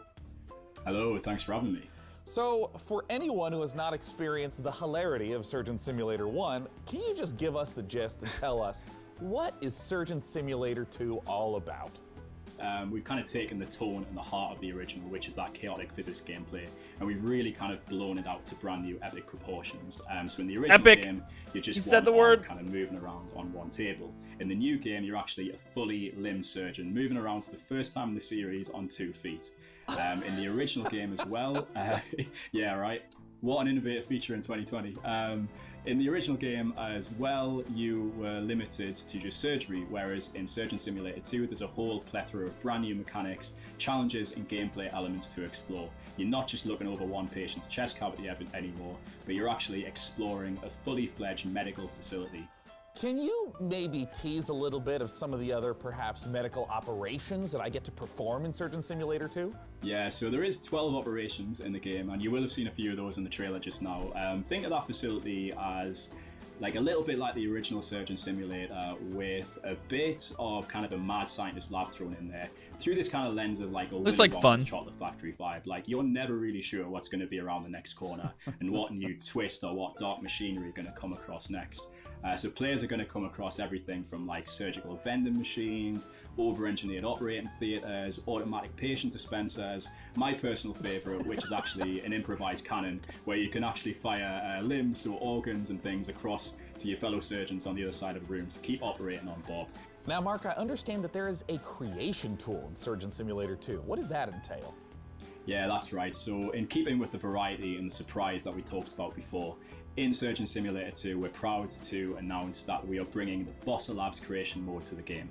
Now, in creation mode, you as a solo player or in a group of up to 4 players can get hospital stuck into the very same tools that we as designers and developers use to build our very own story mode. It's an easy to use, intuitive, friendly set of tools where it's as much fun to create as it is to play. So I want to ask, what are some of the examples of the types of levels, the types of creation? Let's get a pulse on the That's chat. a great question. So we've been live for the last few months already. The wealth and the variety of content made by players so far has been really, What do you guys think? incredible to see. Are they happy? So there's been everything in there from traditional takes on surgery, like the end of the original game. We've also got ghost ships in there. We've got bowling alleys. We've even got a take on the Surgeon Olympics, where people are bouncing around Bob's head and using that as a Sleeping ball. simulator. And then we've got my personal favorite, which is the kind of the take on the bottle bottle flip challenge. So I don't know if you're familiar with that, Oh, yeah. but where you can kind of flip a bottle with the hand and kind of, it's not the easiest thing to do with the Surgeon Simulator hand. And you just kind of step back and see the physics chaos play out, and it's a lot of fun. It's very satisfying to see play out. Mark, I had a blast playing Surgeon Simulator 1. When can people play Surgeon Simulator 2, and how do they get access to this creation workshop you've mentioned? Surgeon Simulator 2 is coming to the Epic Game Store in August 2020, and you can pre-order that right now. You can also go to surgeonsimulator.com for more information and follow us at SurgeonSim on Twitter to learn more. Mark, thank you so much. Said the forbidden words. Today. Thank you. I know they showed That's the logo, Mark Pick. so I was already aware. I'm Sean Plott. Let's go to Frankie Ward. Sean, you'll remember our next developer from their appearance in the PC Gaming Show way back in 2015. Hello Games are a small UK indie studio, perhaps better known for building the infinite, procedurally generated universe of No Man's Sky. But their next big release is an altogether more intimate, handcrafted affair. The Last Campfire is an adventure game, a story of a lost ember trapped in a puzzling place, searching for meaning and a way home. Let's check it out.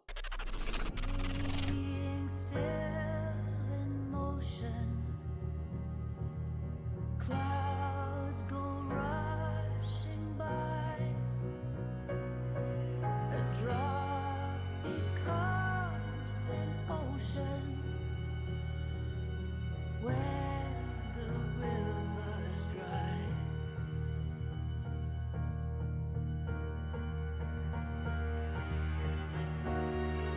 Could it be the star's reflection? Tiny sparks in one great velvet sky. Perfect in our imperfection. Looks alright. I don't. As satellites go by. Is it just like a adventure, like puzzle game? I know No Man's Sky has got updated quite a lot.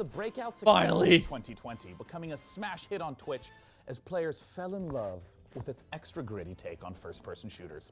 But as anyone who works on the internet will tell you, the people always want more. If they show the Streets of Tarkov, Because then in a I'm gonna moment, nut. be speaking to one of the game's developers about what's coming next, and that includes a spicy new map. Hey DevBot, why don't you show them what we got?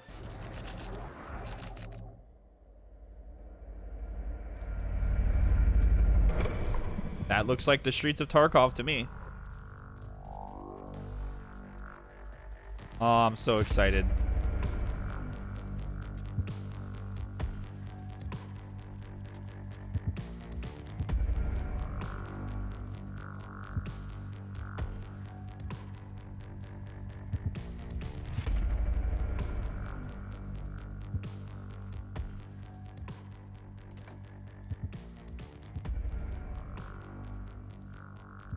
Okay, I was hoping for more than just someone walking around in a building.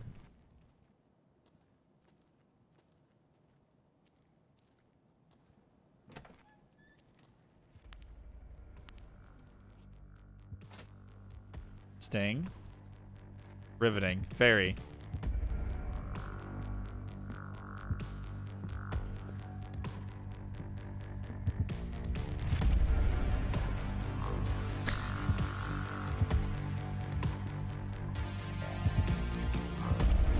I guess they're just trying to show off some new environments, but that isn't what you show to get people hype.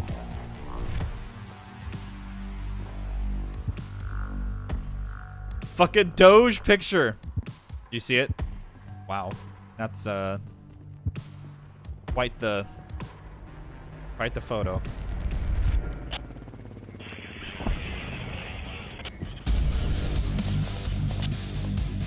Pretty accurate gameplay.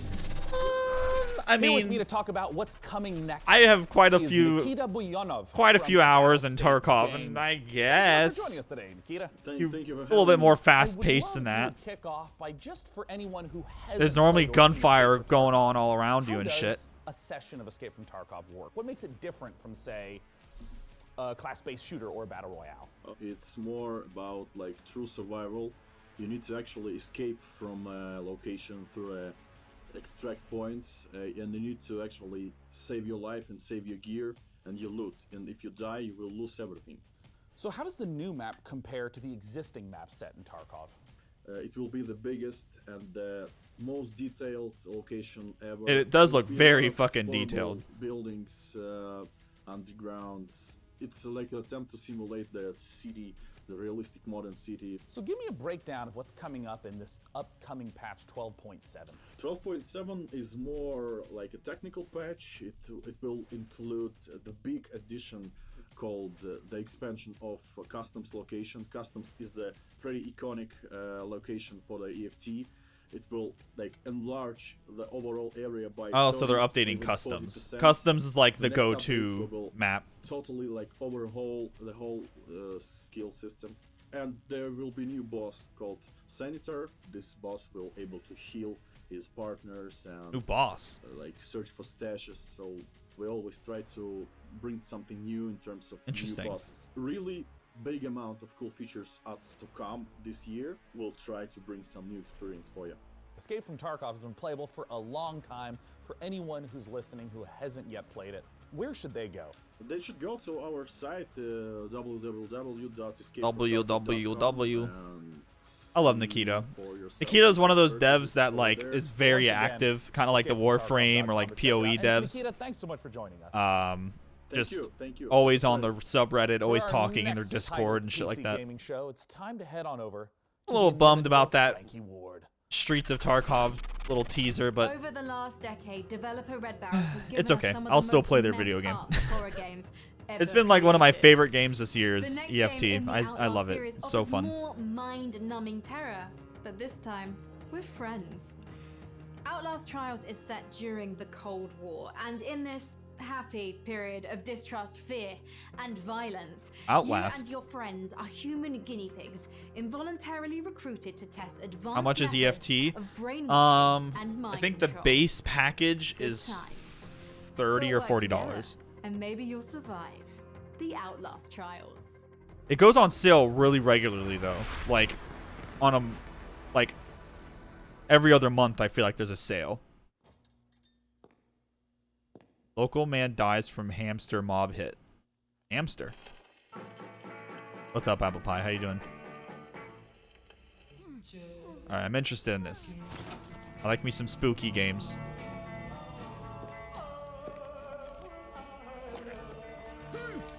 Did you just say that Frankie has a bad haircut?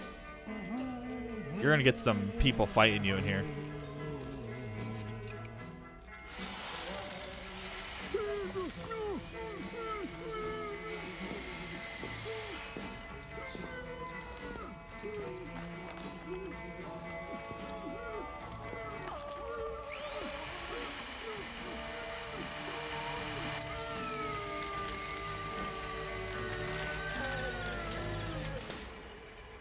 Okay, that's pretty brutal. Night vision device fully operational, sir.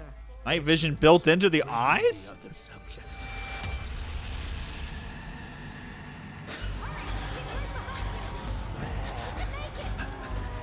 Oh, isn't this that Outlast like VR game?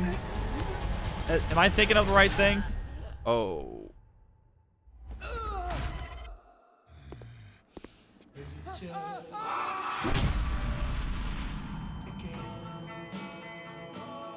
Oh no, maybe it's not VR. Interesting. I like Outlast. And with that, the 2020 PC Gaming Show is now complete. Thank you so much for joining us today. We hope that you got the chance to see some I loved games that Outlast 1 excited and the delighted DLC. you. Outlast Also, as you 2 might was imagine, it is really challenging to put on a Battle show State. with no nearby gaming conventions. So an enormous thanks to our sponsors for helping to make this show possible.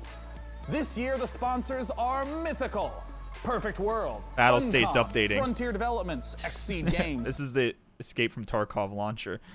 Stop. Atlas, Intel, Stop All In it. Games, Humble Games, Sega, Amazon Games, Merge Games, Tripwire Interactive, and the Epic Games Store. Without your support, we would not have had the opportunity to put on a show for the greatest platform, PC gaming. Now, before I say goodbye, I want to give a warm thanks and a chance for my co-host to say goodbye. Thanks again, DevBot. I am glad to have been of service, Sean. I'm going to Hey shut man, down no one the wants to read to that. conserve All right. power until next Here you year. go. I'm just gonna purge you, but What don't is your good type bonus? gross shit. That's weird. Bye, robot. Thank you so much to all of our devs for your incredible games, and of course a massive thanks to our sponsors for making this all happen. And finally, a big thanks to you guys at home for watching. I'm actually off with my little evil sidekick now to take over the world, and I really do look forward to being your evil Emperor Overlord. Until Such a cute next guinea year, pig. Thank you so much, and goodbye. All right, that's it. Coming up next is the Future Games Show over at twitch.tv/GamesRadar, where you'll see more exclusive reveals, deep dives on the future of gaming, and developer interviews. With that, I'm Sean Day9Plot, and this has been the PC Gaming Show. Stay healthy, stay safe, and take care. See you later, dude. What is going on with my hair? The heck is Frankie? It's the curly hair lady. The host. Hello, world. Or rather, goodbye, world. Oh wait. These There's are apparently a credits. credits finale. Run credits.exe. Load credits.bat. There's something supposed to happen after this. You get the idea. These are the humans who helped me make the show. I don't know why humans require acknowledgement for everything. Who is that? All right, we gotta stay for the post-credits scene. My whole head is a video. I could have been the video team. You didn't even ask me. Bye. I contain all of the world's knowledge, but I'm still not sure what a grip does. Look at how many people it takes to do the work of one deadbot. Dang. People suck. While you were watching this, So what'd you guys think of the show? 49 trillion digits. Disappointed? On point? HMU. Kids with their acronyms. Met expectations? Disappointed? I just hijacked all of Mostly these people's boring? computers and Yeah. found an alarming amount of Henry Cavill fanfiction. It was okay. It felt like it dragged a bit. I'm assuming direct control of these drones and announcing it out loud for some reason. Are you sure you want to quit watching? All unsafe progress will be lost. I'll show you guys what I put on my wish list. Editor. I just want So to... many editors. Pro tip. When asking a computer to open a pod bay door, say please. With all these sponsors, Just want to... The guy in the chat said to stick around. After the trailer. Or after the credits, I mean. Seriously, it is time to leave. This album is groovy. Error. Updating dictionary. This album slaps. Voice of God, Wayne June. The nature of God does not compute. However, he would definitely sound like Wayne. Speaking of tools, could someone adjust my Omniville server motor? Oh yeah, that's the spot. Take a picture, weirdo. It'll last longer. There will now be a short quiz, so I hope you memorized all those names. Alright, you guys Don't ready for the forget to quiz? thank your computer for showing it to you. The show is over. No, you hang up. Initiating self-destruct sequence. Uh-oh. Just kidding. I would never. Unless...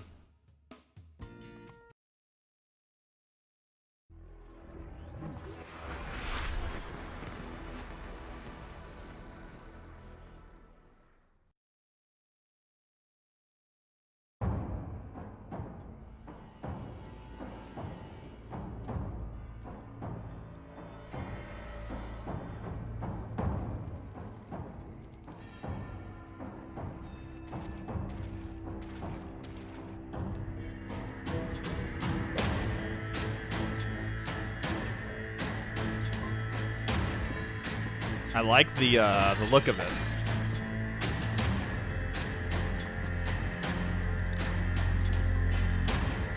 Interesting.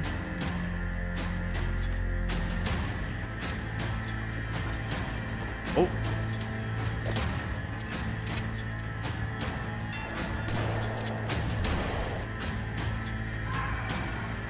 Looks spooky. Although I've only seen like these witch kind of dudes or plague mask guys. That's about it.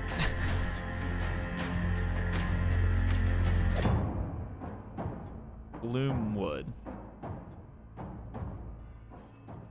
I like the setting. Inside at last, are ya? Welcome.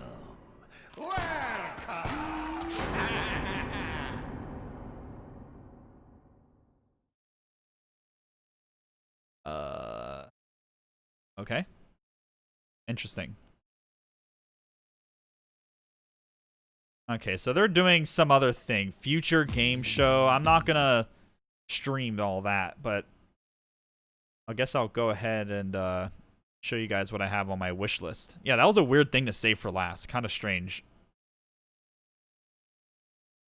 You like that setting? Check out Thief Gold. Okay. Take a look.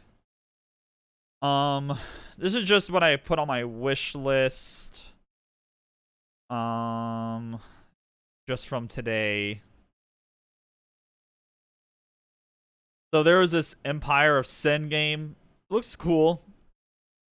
It has some neat RPG elements, and it also has kind of XCOM style combat and like a mafia setting. Pretty cool. Some of the character models looked a little strange, but that's okay. It was pretty early footage what they were showing, but I liked the idea of like being a, you know, running like a money laundering kind of thing going on. I mean, Evil Genius 2. I mean, this game just looks fun. Just looks fun. Looks like dumb fun.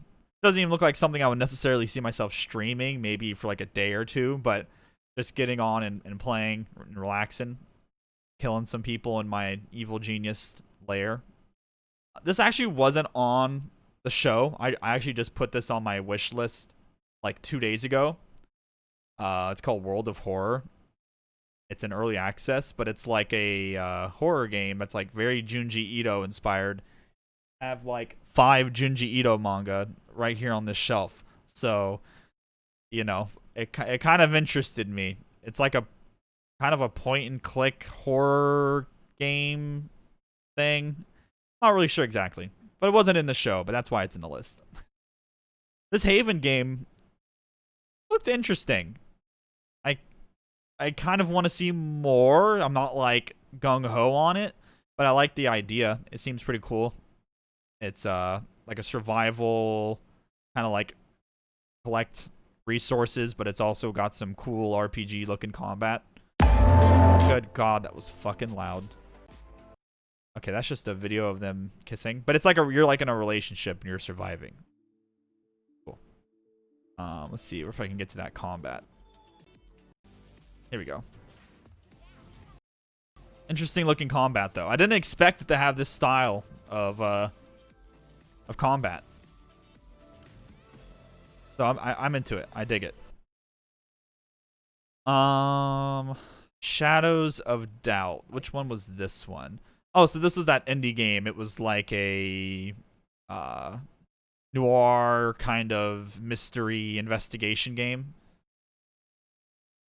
And I really dig the graphics on this. Looks cool. Then there's West of Dead here.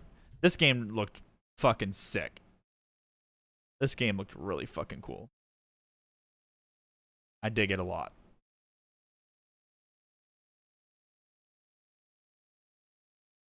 Torchlight 3. Wow, those reviews are not good right now. Mostly negative. I mean, I have this on my wish list just because, you know, I like Torchlight 2 and this game seems fun with friends. But right now, it doesn't seem like a good time to purchase this. This Chris Tales. This game looks amazing.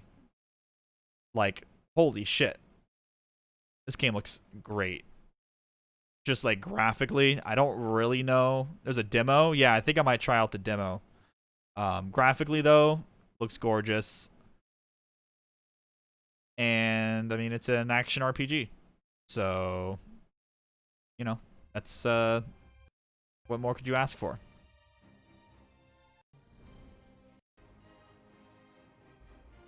Oh, JRPG, I'm sorry. Either way, pretty sweet.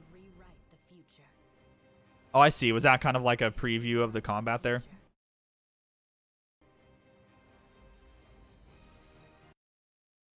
Persona 4 Golden. I mean, I have no excuse not to pick this game back up, right? I'm going to. I'm really tempted to pick this game back up after Final Fantasy VII Remake. After I finish. I'm very tempted. Better than normal. So yeah, like, I don't even think that, it's not even that I didn't enjoy Persona 4 Golden when I was playing it. It just, something else, like, distracted me. And I just didn't pick it back up. And I feel like it's too late for me to continue that playthrough. So I'm probably going to get this, and this is probably going to be after, I'm probably going to pick this up after Final Fantasy VII. Faith, the Unholy Trinity. This looks pretty fucking interesting, just as like a horror game fan. This looks quite interesting. I like the look. Kind of accentuates the creepiness to me. Andy Tunnel. I want to go there. Almighty Kill Your Gods. This was that kind of Monster Hunter-esque game. Play with friends. Kill big fucking monsters.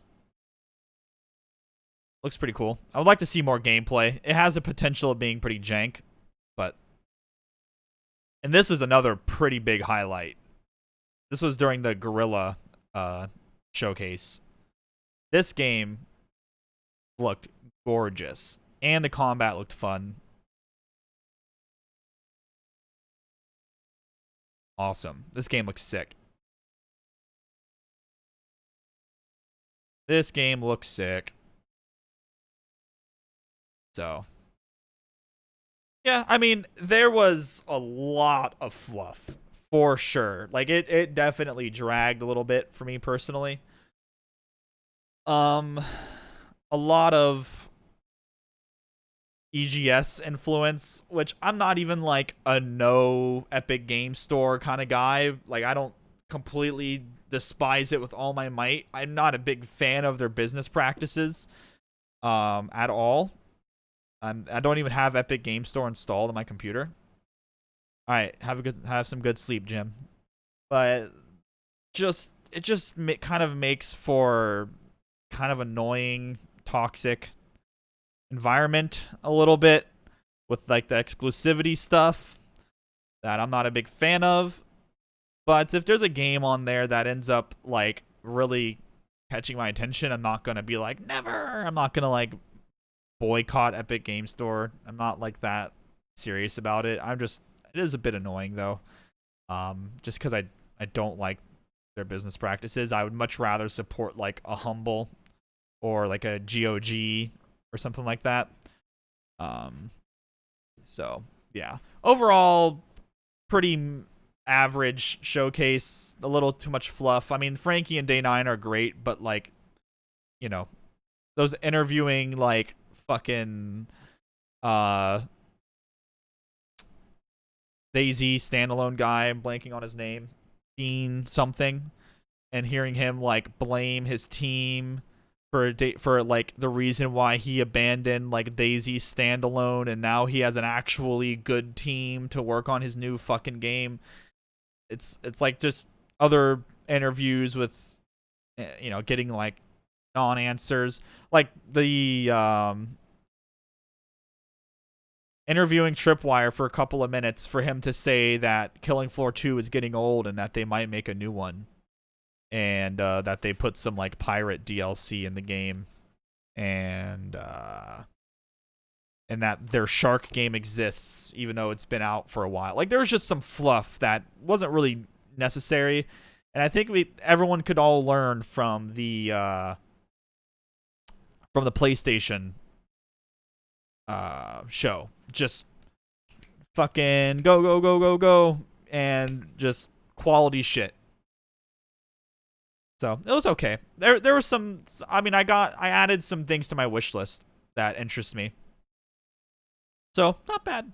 Not bad. A little long, a little bloated, but I enjoyed it. So yeah, I will see you guys later. And if there's more stuff that looks worthwhile for me covering, I will cover it in the future. So thanks for hanging out. Have a good rest of your day, guys. Peace.